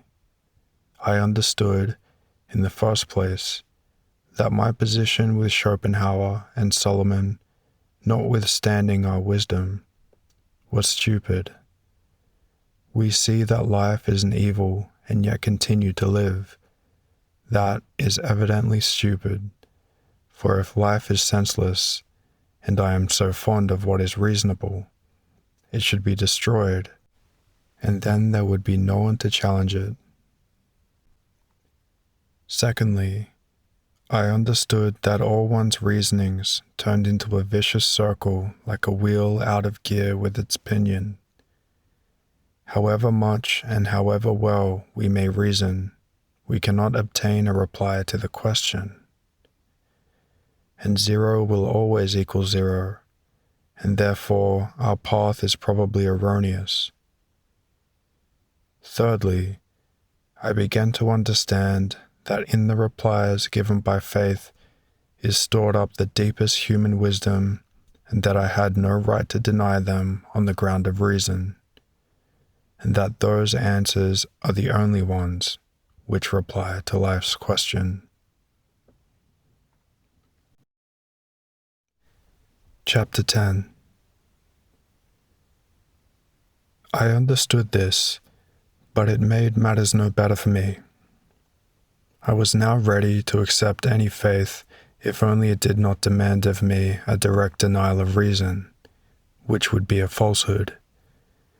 And I studied Buddhism and Mohammedanism from books, and most of all I studied Christianity both from books and from the people around me.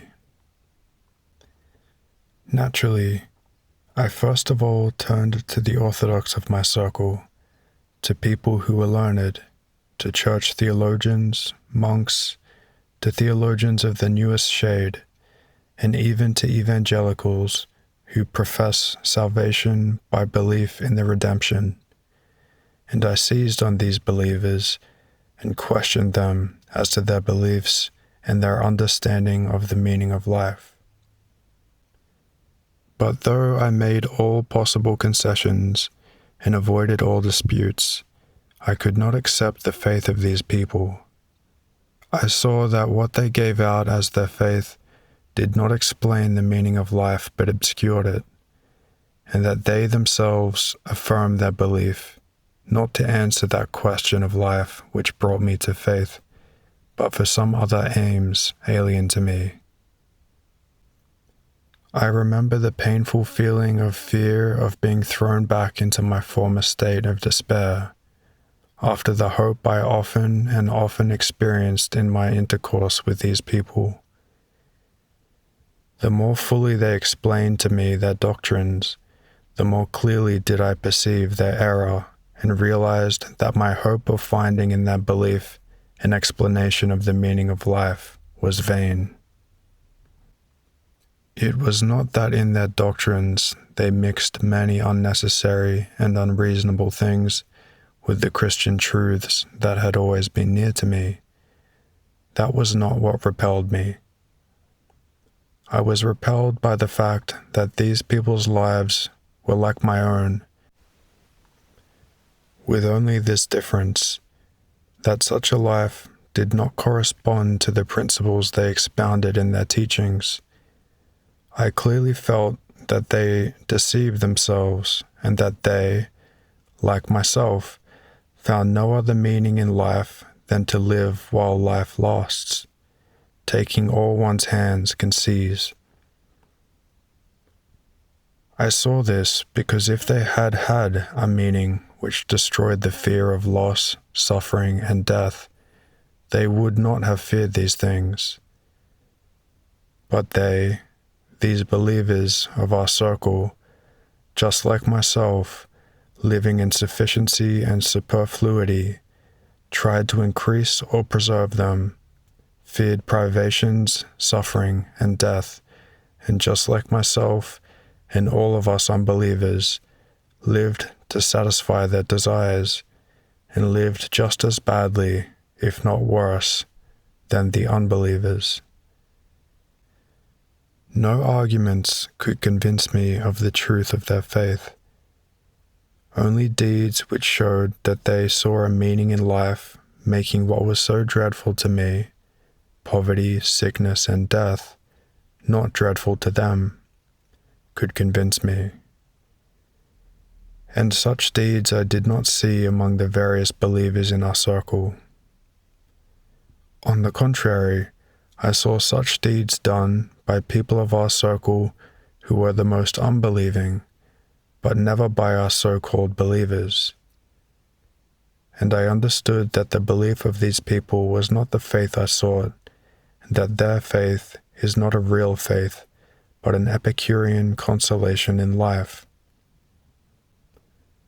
I understood that that faith may perhaps serve, if not for a consolation, at least for some distraction for a repentant Solomon on his deathbed, but it cannot serve for the great majority of mankind, who are called on not to amuse themselves while consuming the labor of others, but to create life. For all humanity to be able to live, and continue to live, attributing a meaning to life, those millards, must have a real knowledge of faith. Indeed, it was not the fact that we, with Solomon and Schopenhauer, did not kill ourselves that convinced me of the existence of faith, but the fact that those millards of people have lived and are living, and have borne Solomon and us on the current of their lives. And I began to draw near to the believers among the poor, simple, unlettered folk, pilgrims, monks, sectarians, and peasants. The faith of these common people was the same Christian faith as was professed by the pseudo-believers of our circle.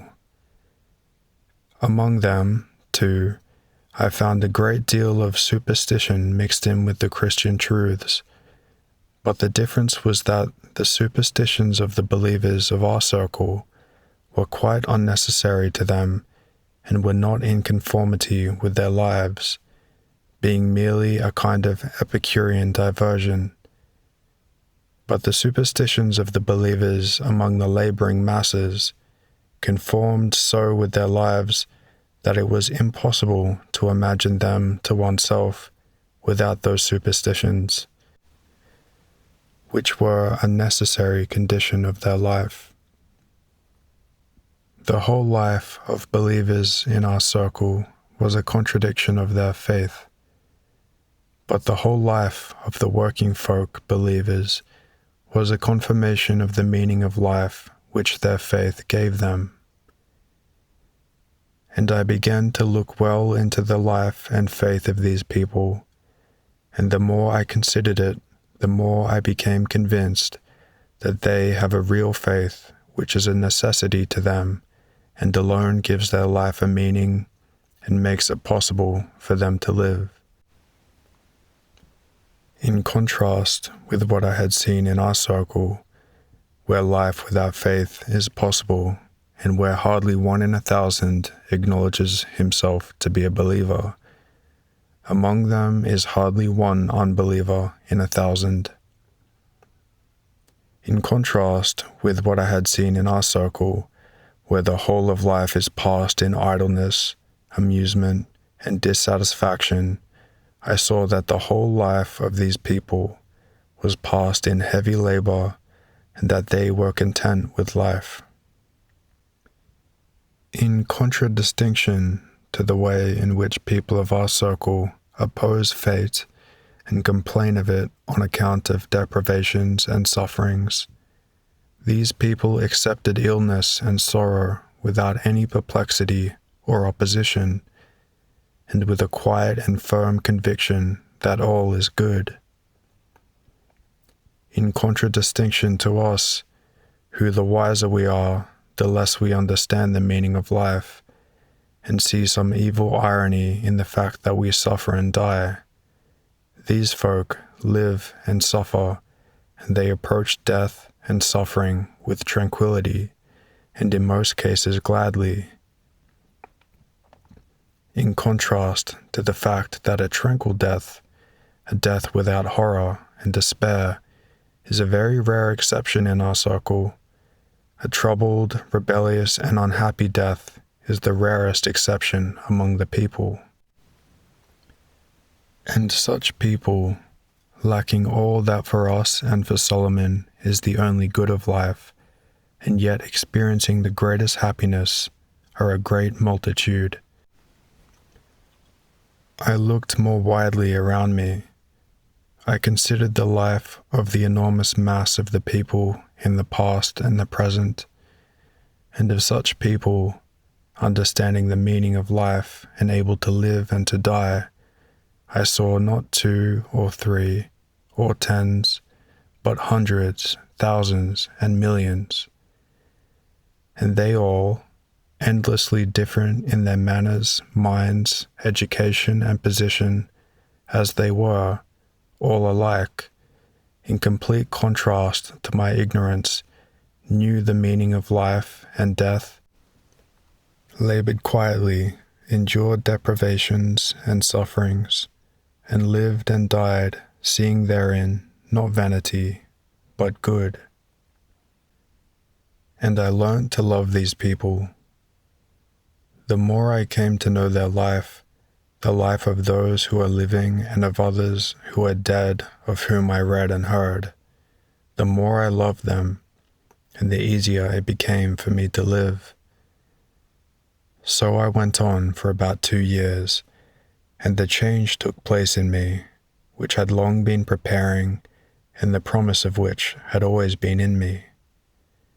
It came about that the life of our circle, the rich and learned, not merely became distasteful to me, but lost all meaning in my eyes. All our actions, discussions, science and art presented itself to me in a new light. I understood that it is all merely self-indulgence, and that to find a meaning in it is impossible, while the life of the whole laboring people, the whole of mankind who produces life, appeared to me in its true significance. I understood that that is life itself, and that the meaning given to that life is true, and I accepted it. Chapter 11. And remembering how those very beliefs had repelled me and had seemed meaningless when professed by people whose lives conflicted with them, and how these same beliefs attracted me and seemed reasonable when I saw that people lived in accord with them, I understood why I had rejected those beliefs and found them meaningless, yet now accepted them and found them full of meaning. I understood that I had erred, and why I erred. I had erred not so much because I thought incorrectly, as because I lived badly. I understood that it was not an error in my thought that had hid the truth from me, as much as my life itself in the exceptional conditions of Epicurean gratification of desires in which I passed it. I understood that my question as to what my life is, and the answer, and evil, was quite correct. The only mistake was that the answer referred only to my life, while I had referred it to life in general. I asked myself what my life is, and got the reply, an evil and an absurdity, and really my life, a life of indulgence of desires, was senseless and evil, and therefore the reply, life is evil and an absurdity, referred only to my life, but not to human life in general. I understood the truth, which I afterwards found in the Gospels, that men loved darkness rather than the light, for their works were evil. For everyone that doeth ill hateth the light, and cometh not to the light, lest his works should be reproved. I perceived that to understand the meaning of life, it is necessary first that life should not be meaningless and evil, then we can apply reason to explain it, I understood why I had so long wandered round so evident a truth,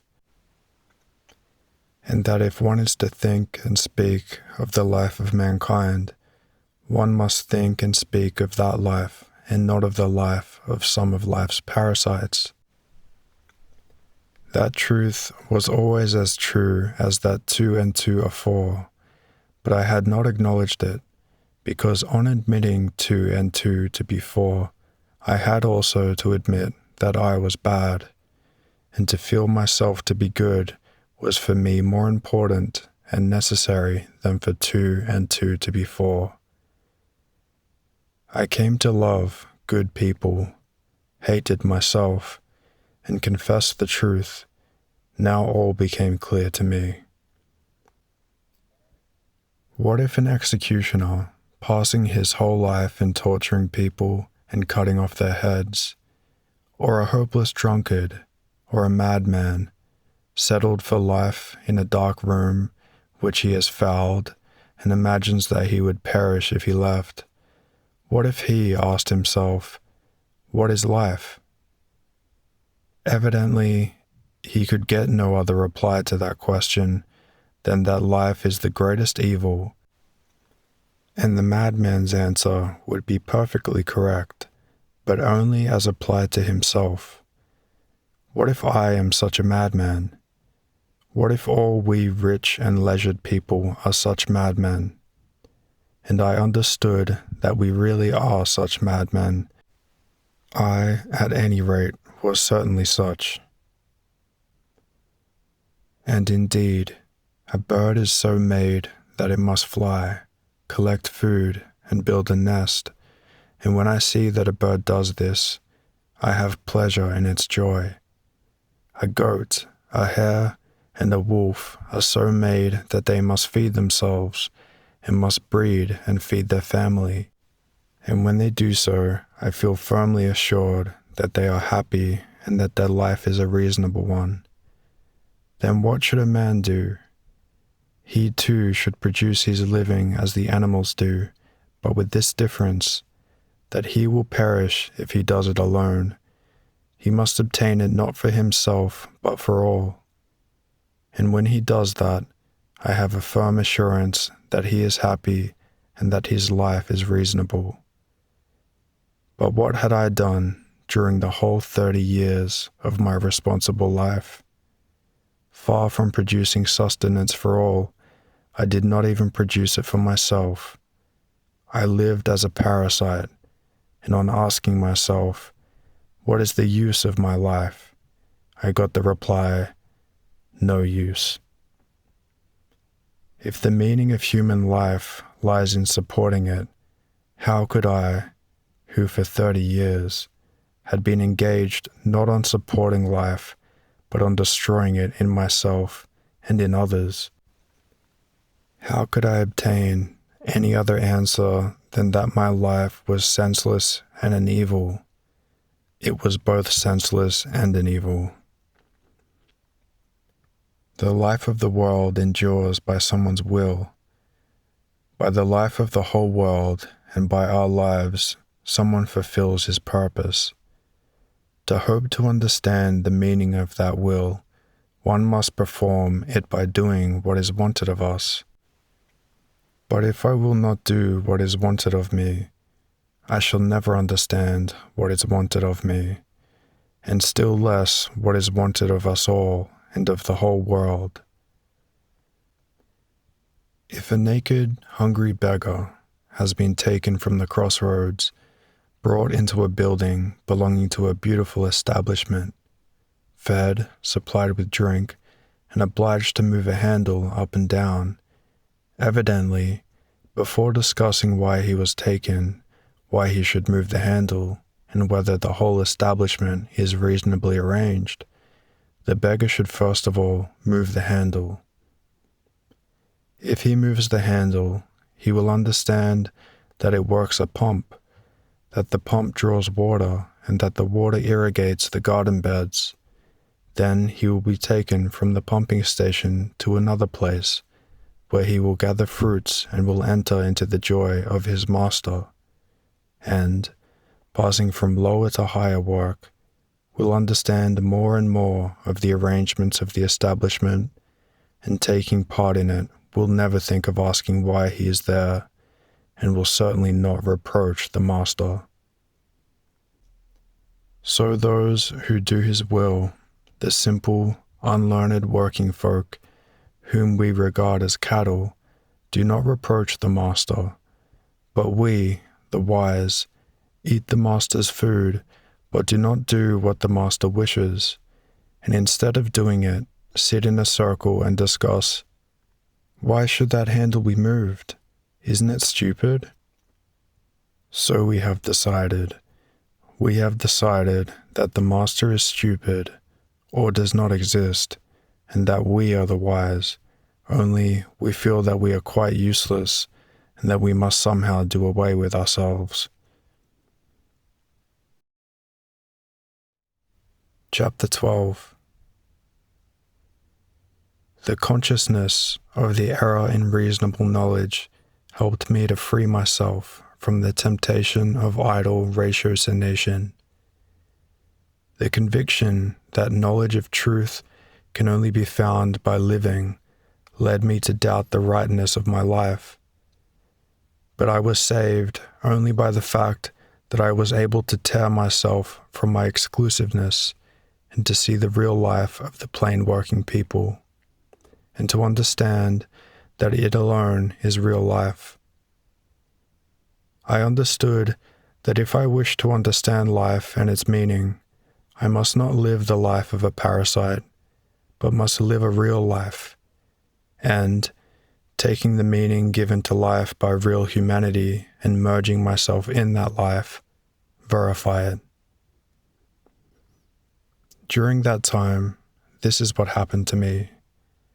During that whole year, when I was asking myself almost every moment whether I should not end matters with a noose or a bullet, all that time, together with the course of thought and observation about which I have spoken, my heart was oppressed with a painful feeling, which I can only describe as a search for God. I say that search for God was not reasoning, but a feeling, because that search proceeded not from the course of my thoughts, it was even directly contrary to them, but proceeded from the heart. It was a feeling of fear, orphanage, isolation in a strange land, and a hope of help from someone.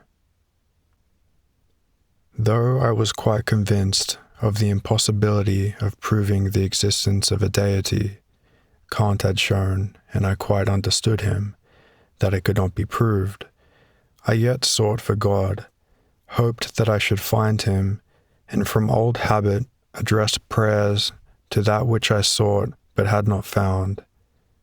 I went over in my mind the arguments of Kant and Schopenhauer, showing the impossibility of proving the existence of a God, and I begun to verify those arguments and to refute them.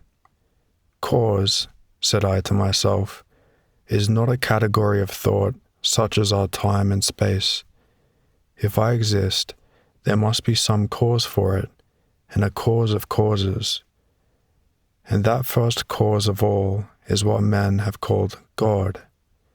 And I paused on that thought and tried with all my being to recognize the presence of that cause.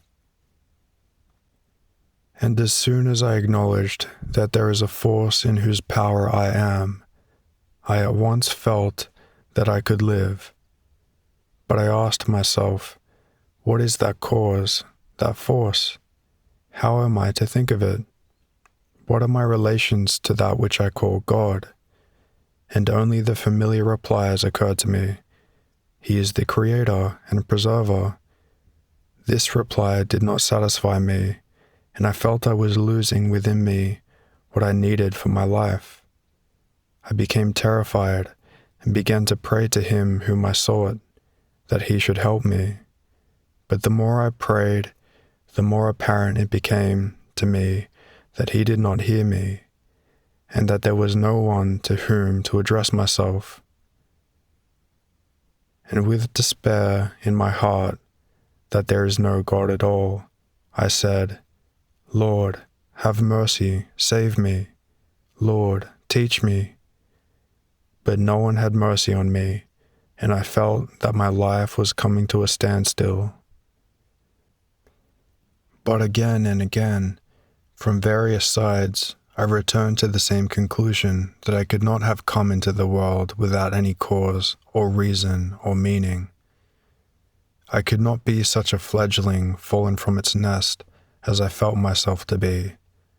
Or, granting that I be such, lying on my back crying in the high grass, even then I cry because I know that a mother has borne me within her, has hatched me, warmed me, fed me, and loved me. Where is she, that mother? If I have been deserted, who has deserted me? I cannot hide from myself that someone bored me, loving me. Who was that someone? Again, God? He knows and sees my searching, my despair, and my struggle. He exists, said I to myself, and I had only for an instant to admit that, and at once life rose within me, and I felt the possibility and joy of being. But again, from the admission of the existence of a God, I went on to seek my relation with him, and again I imagined that God, our Creator in 3 persons who sent his Son, the Savior, and again that God, detached from the world and from me, melted like a block of ice, melted before my eyes, and again nothing remained, and again the spring of life dried up within me, and I despaired and felt that I had nothing to do but to kill myself, and the worst of all was that I felt I could not do it. Not twice or 3 times, but tens and hundreds of times, I reached those conditions, first of joy and animation, and then of despair and consciousness of the impossibility of living. I remember that it was in early spring. I was alone in the wood, listening to its sounds. I listened and thought ever of the same thing, as I had constantly done during those last 3 years. I was again seeking God. Very well, there is no God, said I to myself. There is no one who is not my imagination, but a reality, like my whole life. He does not exist, and no miracles can prove his existence, because the miracles would be my imagination, besides being irrational. But my perception of God, of him whom I seek, I asked myself, where has that perception come from? And again, at this thought, the glad waves of life rose within me. All that was around me came to life, and I received a meaning. But my joy did not last long. My mind continued its work. The conception of God is not God, said I to myself. The conception is what takes place within me. The conception of God is something I can evoke or can refrain from evoking in myself. That is not what I seek. I seek that without which there can be no life. And again, all around me and within me began to die, and again I wished to kill myself. But then I turned my gaze upon myself, on what went on within me, and I remembered all those cessations of life and reanimations that recurred within me hundreds of times. I remembered that I only lived at those times when I believed in God. As it was before, so it was now. I need only to be aware of God to live.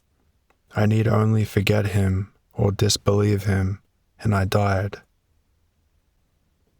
What is this animation and dying? I do not live when I lose belief in the existence of God. I should long ago have killed myself had I not had a dim hope of finding him. I live, really live, only when I feel him and seek him. "What more do you seek?" exclaimed a voice within me. "This is he.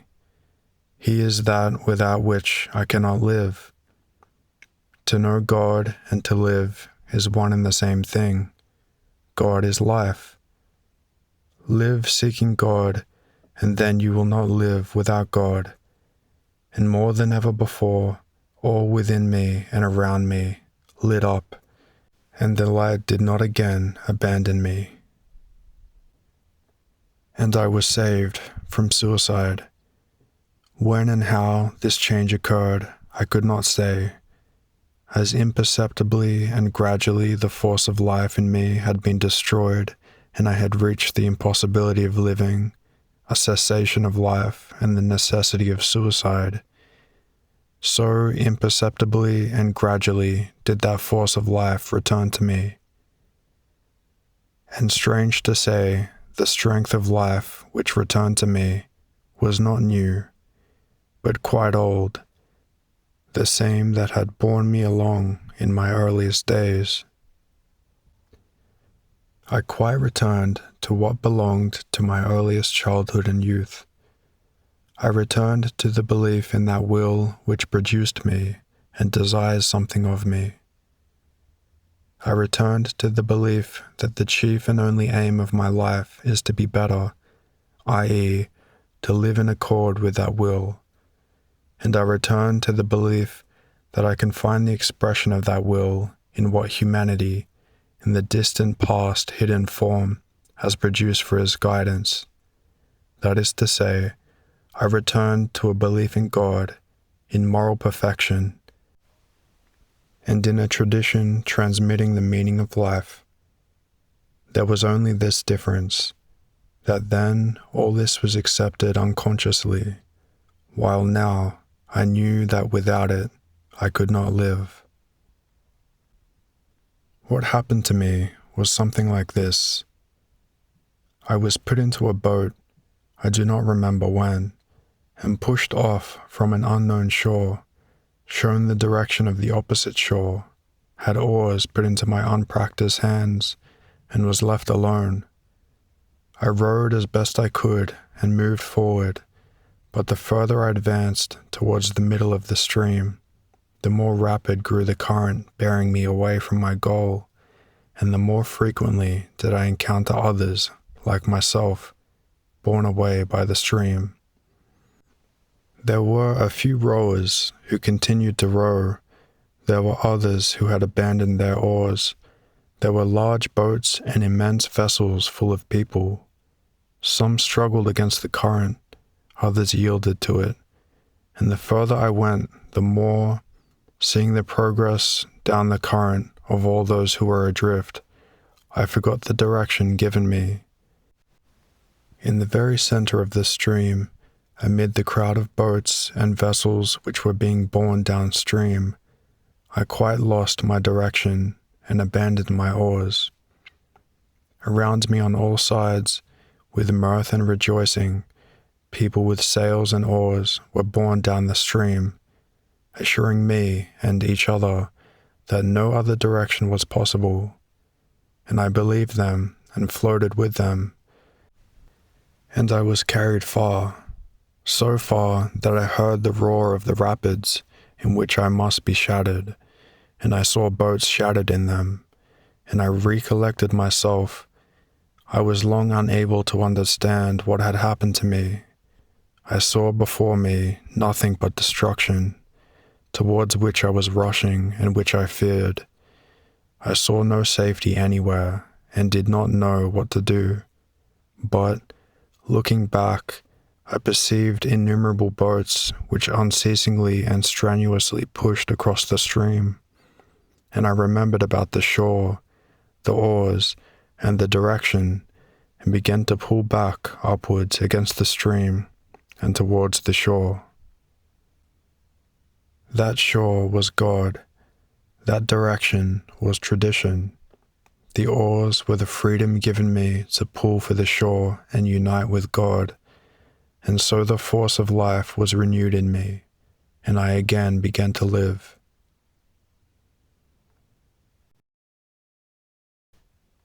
Chapter 13.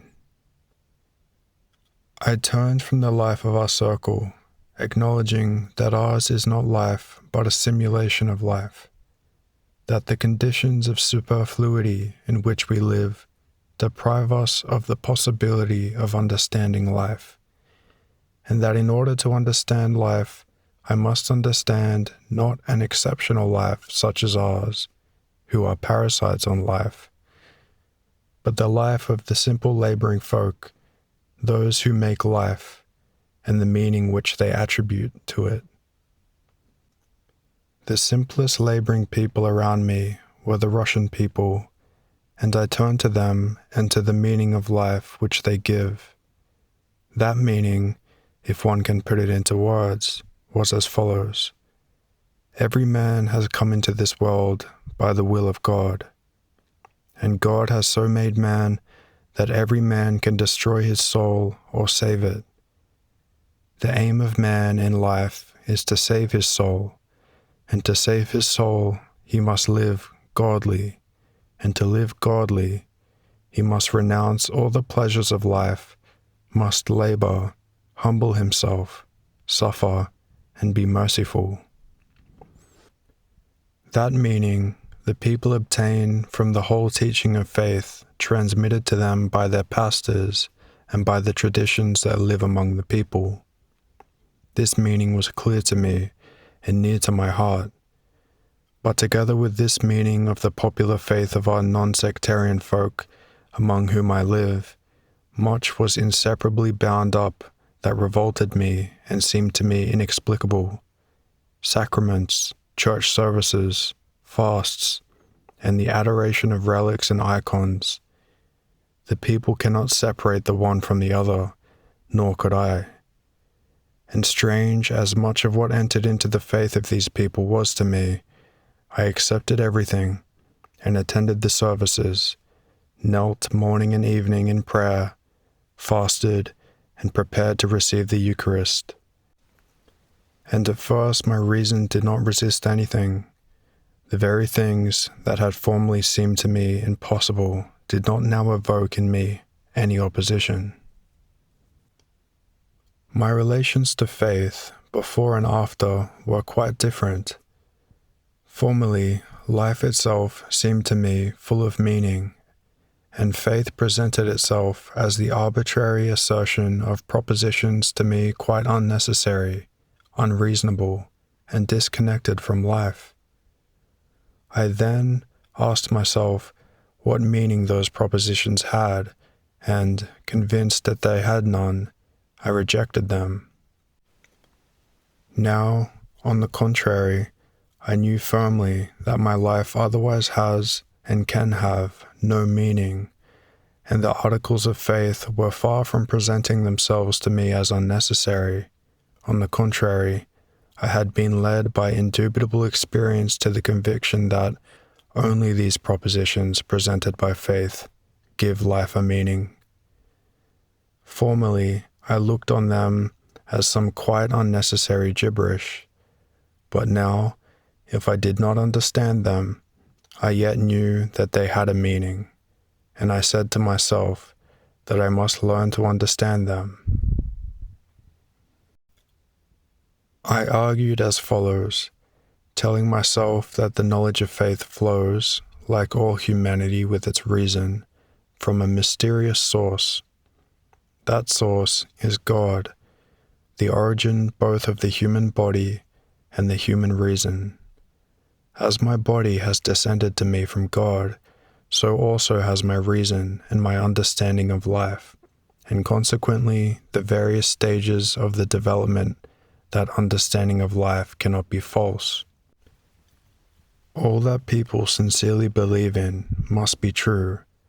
It may be differently expressed, but it cannot be a lie, and therefore, if it presents itself to me as a lie, that only means that I have not understood it. Furthermore, I said to myself, the essence of every faith consists in its giving life a meaning which death does not destroy.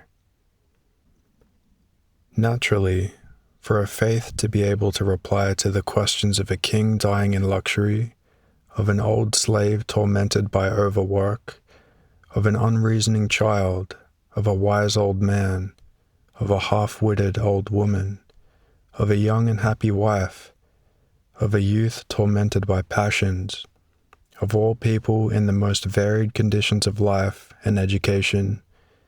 If there is one reply to the one eternal question of life, why do I live, and what will result from my life? The reply, though one in its essence, must be endlessly varied in its presentation, and the more it is one, the more true and profound it is, the more strange and deformed must it naturally appear in its attempted expression, conformably to the education and position of each person. But this argument, justifying in my eyes the queerness of much of the ritual side of religion, did not suffice to allow me, in the one great affair of life, religion, to do things which seemed to me questionable. With all my soul, I wished to be in a position to mingle with the people, fulfilling the ritual side of their religion, but I could not do it. I felt that I should lie to myself and mock at what was sacred to me were I to do so. At this point, however, our new Russian theological writers came to my rescue. According to the explanation these theologians gave, the fundamental dogma of our faith is the infallibility of the Church. From the admission of that dogma follows inevitably the truth of all that is professed by the Church. The Church as an assembly of true believers united by love, and therefore possessed of true knowledge, became the basis of my belief. I told myself that divine truth cannot be accessible to a separate individual. It is revealed only to the whole assembly of people united by love. To attain truth, one must not separate, and in order not to separate, one must love and must endure things one may not agree with. Truth reveals itself to love, and if you do not submit to the rites of the Church, you transgress against love. And by transgressing against love, you deprive yourself of the possibility of recognizing the truth. I did not then see the sophistry contained in this argument. I did not see that union in love may give the greatest love, but certainly cannot give us divine truth expressed in the definite words of the Nicene Creed. I also did not perceive that love cannot make a certain expression of truth an obligatory condition of union. I did not then see these mistakes in the argument, and thanks to it was able to accept and perform all the rites of the Orthodox Church without understanding most of them. I then tried, with all the strength of my soul, to avoid all arguments and contradictions, and tried to explain as reasonably as possible the Church statements I encountered. When fulfilling the rites of the Church, I humbled my reason and submitted to the tradition possessed by all humanity. I united myself with my forefathers, the father, mother, and grandparents I loved. They and all of my predecessors believed and lived, and they produced me. I united myself also with the missions of the common people whom I respected. Moreover, those actions had nothing bad in themselves. Bad, I considered the indulgence of one's desires. When rising early for church services, I knew I was doing well, if only because I was sacrificing my bodily ease to humble my mental pride for the sake of union with my ancestors and contemporaries, and for the sake of finding the meaning of life. It was the same with my preparations to receive communion and with the daily reading of prayers with genuflections, and also with the observance of all the fasts.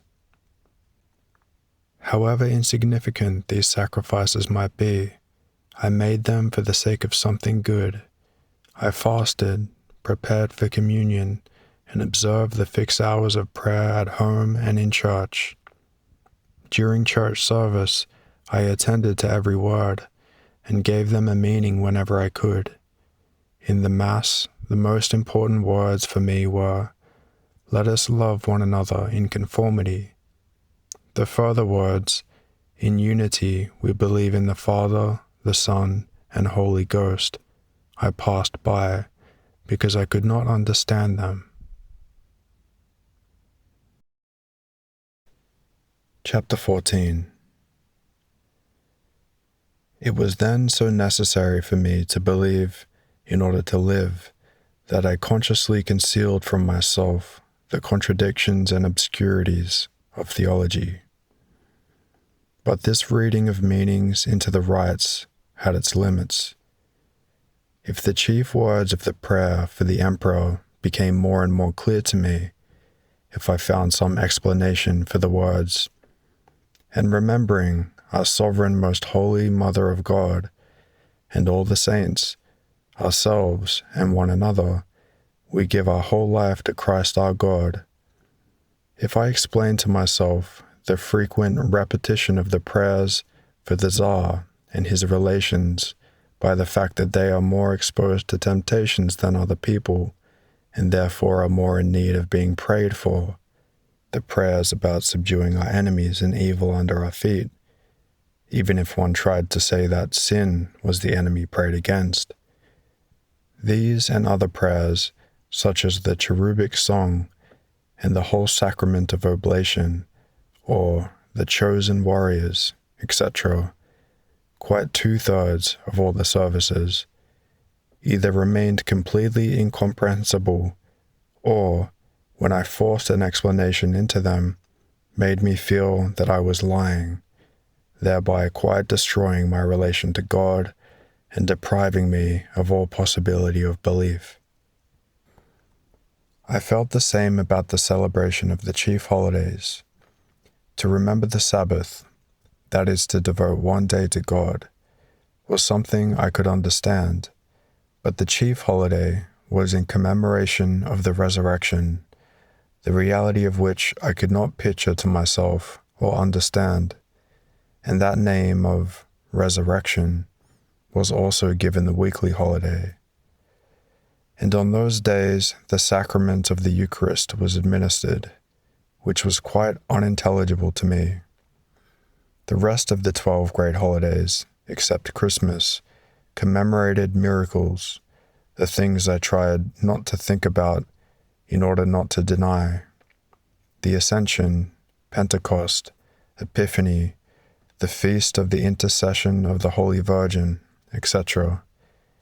At the celebration of these holidays, feeling that importance was being attributed to the very things that to me presented a negative importance, I either devised tranquilizing explanations or shut my eyes in order not to see what tempted me. Most of all this happened to me when taking part in the most usual sacraments, which are considered to be the most important, baptism and communion. There I encountered not incomprehensible, but fully comprehensible doings which seemed to me to lead into temptation, and I was in a dilemma, whether to lie or to reject them. Never shall I forget the painful feeling I experienced the day I received the Eucharist for the first time after many years. The service, confession, and prayers were quite intelligible and produced in me a glad consciousness that the meaning of life was being revealed to me.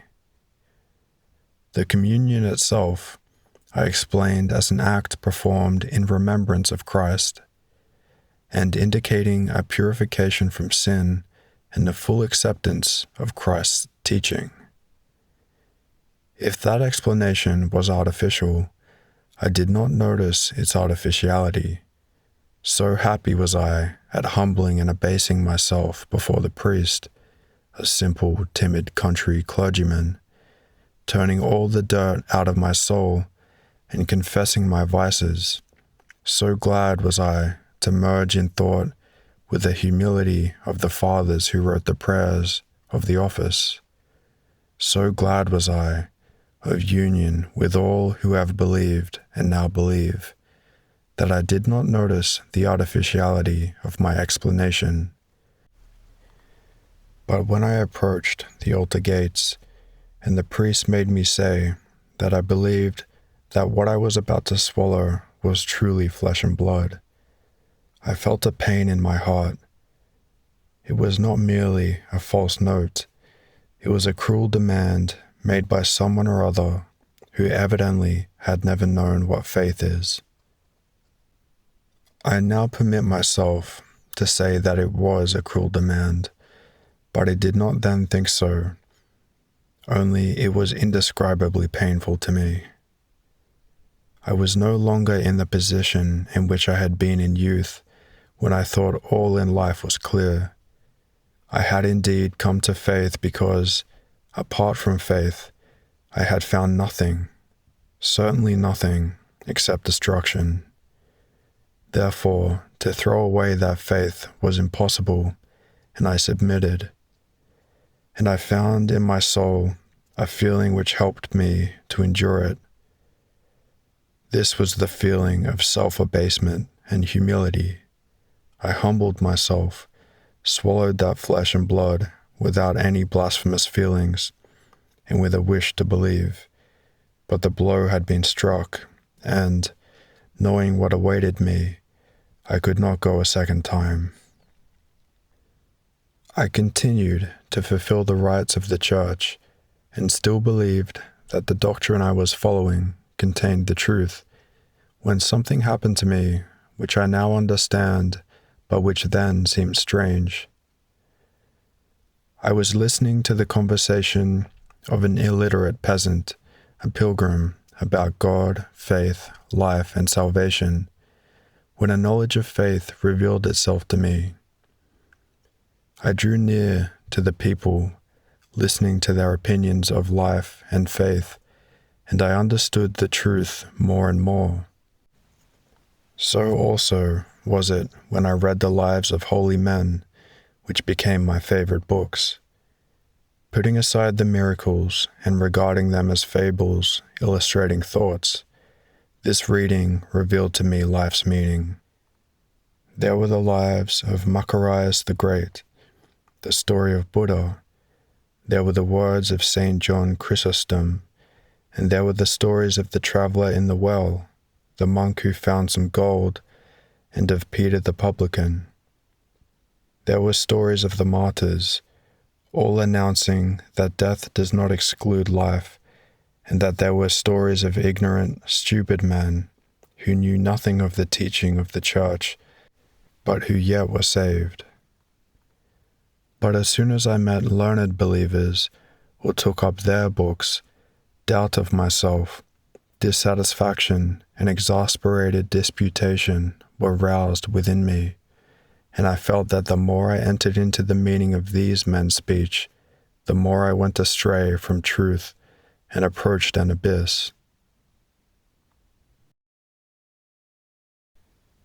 Chapter 15.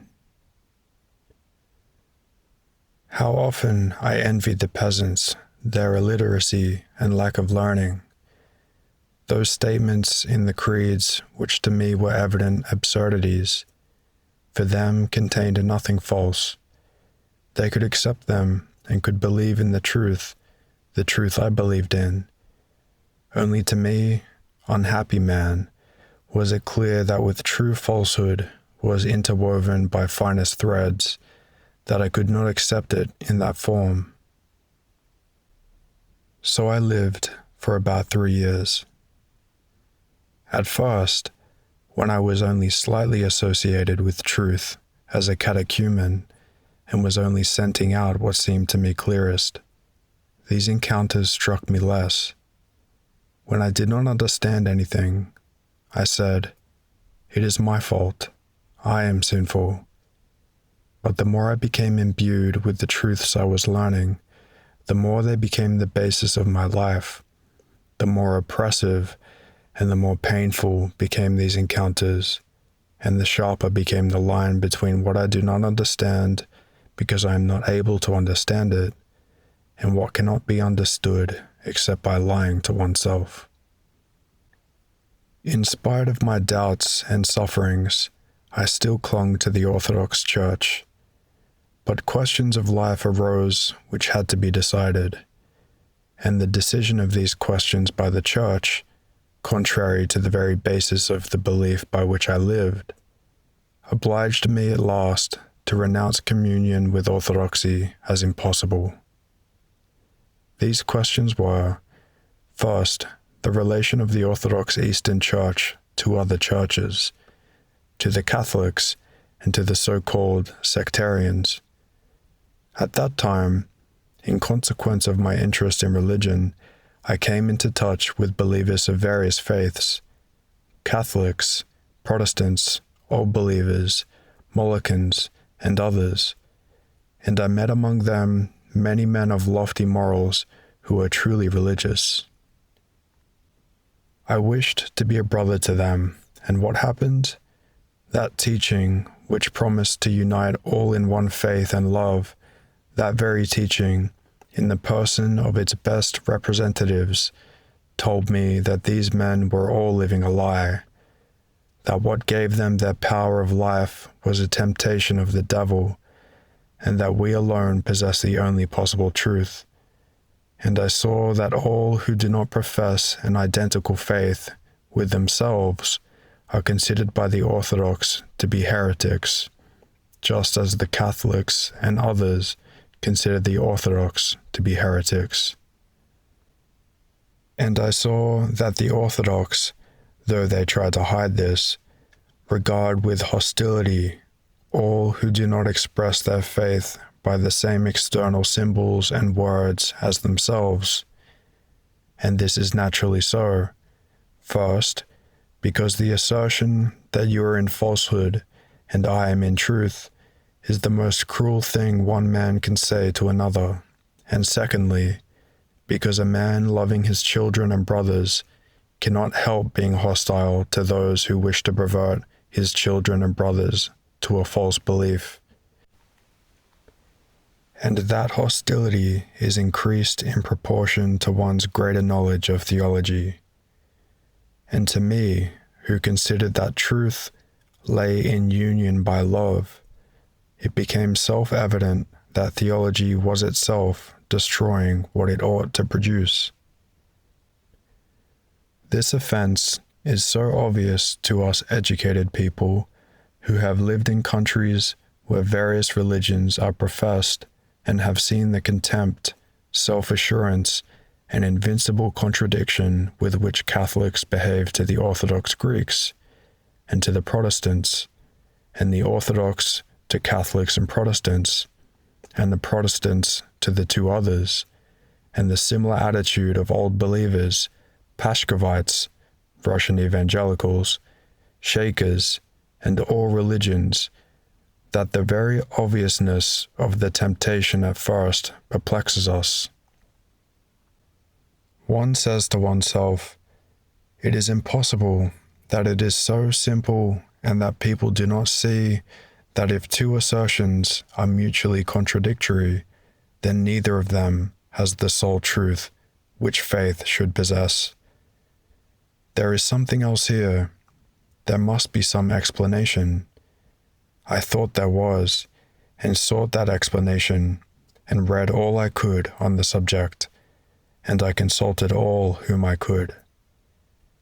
And no one gave me any explanation, except the one which causes the Sumsky Hussars to consider the Sumsky Hussars the best regiment in the world, and the Yellow Uhlans to consider that the best regiment in the world is the Yellow Uhlans. The ecclesiastics of all the different creeds, through their best representatives, told me nothing but that they believed themselves to have the truth and the others to be in error, and that all they could do was to pray for them.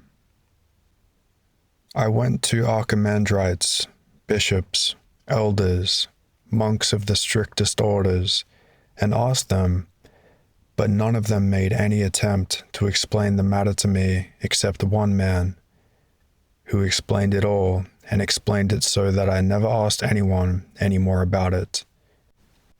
I said that for every unbeliever turning to a belief, and all our young generation are in a position to do so, the question that presents itself first is, why is truth not in Lutheranism, nor in Catholicism, but in Orthodoxy? Educated in the high school, he cannot help knowing what the peasants do not know, that the Protestants and Catholics equally affirm that their faith is the only true one. Historical evidence, twisted by each religion in its own favor, is insufficient.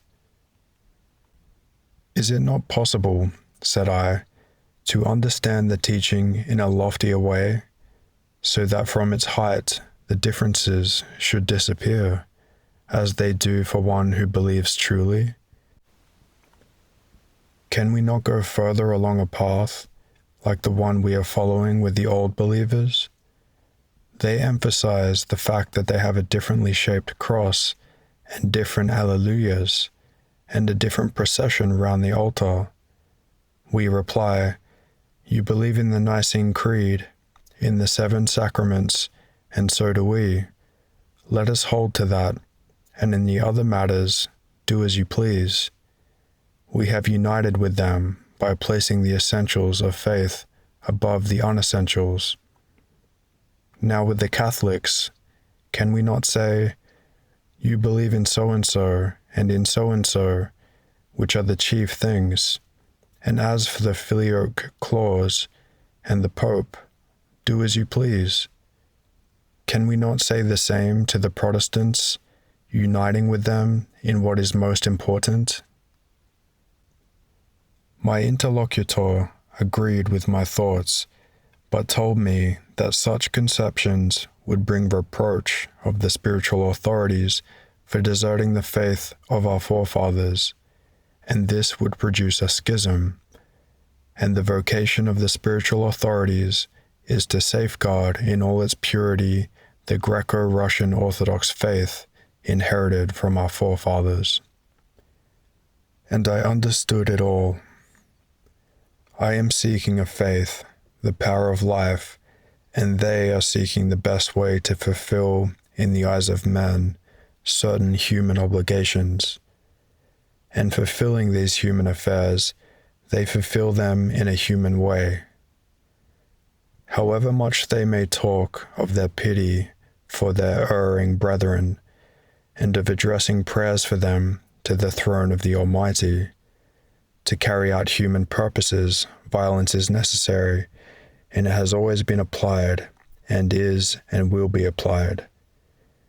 If of 2 religions, each considers itself true and the other false, then men desiring to attract others to the truth will preach their own doctrine.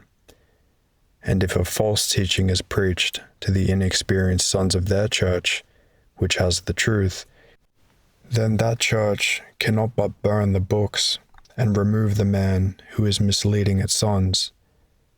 What is to be done with the sectarian? Burning, in the opinion of the Orthodox, with the fire of false doctrine, who is the most important affair of life in faith, misleads the sons of the church.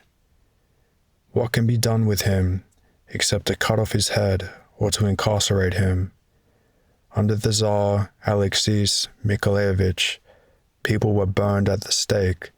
That is to say, the severest method of punishment of the time was applied, and in our day, also the severest method of punishment is applied, detention in solitary confinement.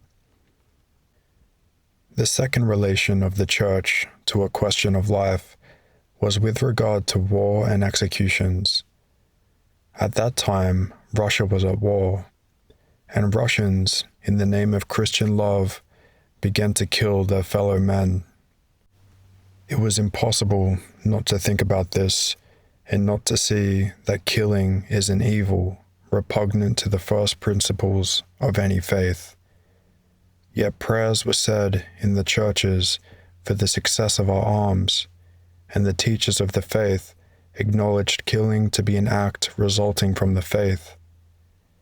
And besides the murders during the war, I saw, during the disturbances which followed the war, church dignitaries and teachers and monks of the lesser and stricter orders who approved the killing of helpless, erring youths. And I took note of all that is done by men who profess Christianity, and I was horrified.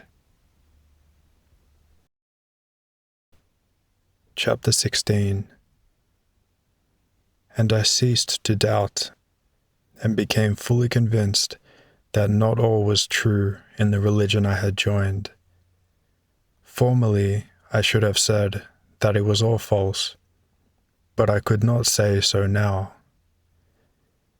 The whole of the people possessed a knowledge of the truth, for otherwise they could not have lived. Moreover, that knowledge was accessible to me, for I had felt it and had lived by it. But I no longer doubted that there was also falsehood in it, and all that had previously repelled me now presented itself vividly before me.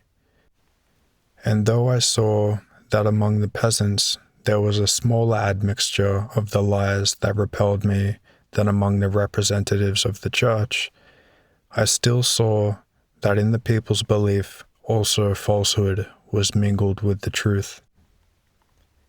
But where did the truth and where did the falsehood come from? Both the falsehood and the truth were contained in the so-called holy tradition and in the scriptures. Both the falsehood and the truth had been handed down by what is called the church. And whether I liked or not, I was brought to the study and investigation of these writings and traditions, which till now I had been so afraid to investigate. And I turned to the examination of that same theology, which I had once rejected with such contempt as unnecessary. Formerly, it seemed to me a series of unnecessary absurdities, when on all sides I was surrounded by manifestations of life which seemed to me clear and full of sense. Now I should have been glad to throw away what would not enter a healthy head, but I had nowhere to turn to. On this teaching, religious doctrine rests, or at least with it the only knowledge of the meaning of life that I have found is inseparably connected. However wild it may seem to my firm old mind, it was the only hope of salvation. It had to be carefully, attentively examined in order to understand it, and not even to understand it as I understand the propositions of science. I do not seek that, nor can I seek it, knowing the special character of religious knowledge. I shall not seek the explanation of everything. I know that the explanation of everything, like the commencement of everything, must be concealed in infinity. But I wish to understand in a way which will bring me to what is inevitably inexplicable. I wish to recognize anything that is inexplicable as being not so because the demands of my reason are wrong.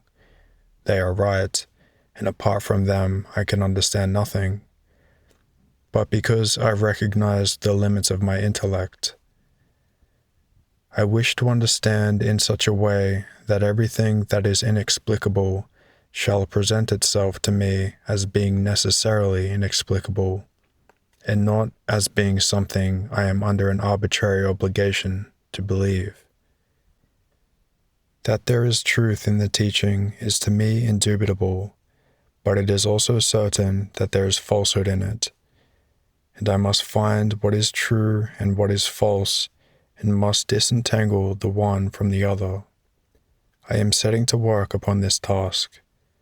What of falsehood I have found in the teaching, and what I have found of truth, and to what conclusions I came, will form the following parts of this work, which, if it be worth it, and if anyone wants it, will probably some day be printed somewhere. 1879. Afterword. The foregoing was written by me some 3 years ago and will be printed.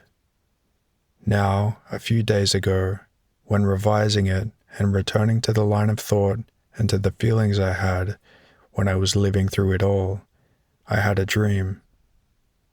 This dream expressed in condensed form all that I had experienced and described, and I think therefore that, for those who have understood me, a description of this dream will refresh and elucidate and unify what has been set forth at such length in the foregoing pages. The dream was this. I saw that I was lying on a bed. I was neither comfortable nor uncomfortable. I was lying on my back, but I began to consider how and on what I was lying, a question which had not till then occurred to me. In observing my bed, I saw I was lying on plated string supports attached to its sides. My feet were resting on one such support, my calves on another, and my legs felt uncomfortable. I seemed to know that those supports were movable, and with a movement of my foot, I pushed away the furthest of them at my feet. It seemed to me that it would be more comfortable so. But I pushed it away too far and wished to reach it again with my foot, and that movement caused the next support under my calves to slip away also, so that my legs hung in the air. I made a movement with my whole body to adjust myself, fully convinced that I could do so at once, but the movement caused the other supports under me to slip and to become entangled, and I saw that matters were going quite wrong. The whole of the lower part of my body slipped and hung down, though my feet did not reach the ground. I was holding on only by the upper part of my back, and not only did I become uncomfortable, but I was even frightened. And then only did I ask myself about something that had not before occurred to me. I asked myself, where am I and what am I lying on? And I began to look around, and first of all to look down in the direction which my body was hanging and whither I felt I must soon fall. I looked down and did not believe my eyes. I was not only at a height comparable to the height of the highest towers or mountains, but at a height such as I could never have imagined. I could not even make out whether I saw anything there below, in that bottomless abyss over which I was hanging and whither I was being drawn. My heart contracted, and I experienced horror. To look thither was terrible. If I looked thither, I felt that I should at once slip from the last support and perish. And I did not look, but not to look was still worse, for I thought of what would happen to me directly I fell from the last support. And I felt that from fear I was losing my last supports, and that my back was slowly slipping lower and lower. Another moment, and I should drop off. And then it occurred to me that this cannot be real. It is a dream. Wake up! I try to rouse myself, but cannot do so. What am I to do? What am I to do? I ask myself, and look upwards. Above, there is also an infinite space. I look into the immensity of sky and try to forget about the immensity below, and I really do forget it. The immensity below repels and frightens me. The immensity above attracts and strengthens me. I am still supported above the abyss by the last supports that have not yet slipped from under me. I know that I am hanging, but I look only upwards, and my fear passes. As happens in dreams, a voice says, "Notice this is it." And I look more and more into the infinite above me, and feel that I am becoming calm. I remember all that has happened, and remember how it all happened, how I moved my legs, how I hung down, how frightened I was, and how I was saved from fear by looking upwards, and I ask myself, well, and now am I not hanging just the same? And I do not so much look round as experience with my whole body the point of support on which I am held. I see that I no longer hang as if about to fall, but am firmly held. I ask myself how I am held. I feel about, look round, and see that under me, under the middle of my body, there is one support, and that when I look upwards, I lie on it in the position of securest balance, and that it alone gave me support before. And then, as happens in dreams, I imagined the mechanism by means of which I was held, a very natural, intelligible, and sure means, though to one awake, that mechanism has no sense. I was even surprised in my dream that I had not understood it sooner. It appeared that at my head there was a pillow, and the security of that slender pillow was undoubted, though there was nothing to support it. From the pillow, a loop hung very ingeniously and yet simply, and if one lay with the middle of one's body in that loop and looked up, there could be no question of falling. This was all clear to me, and I was glad and tranquil, and it seemed as if someone said to me, "See that you remember," and I awoke. 1882.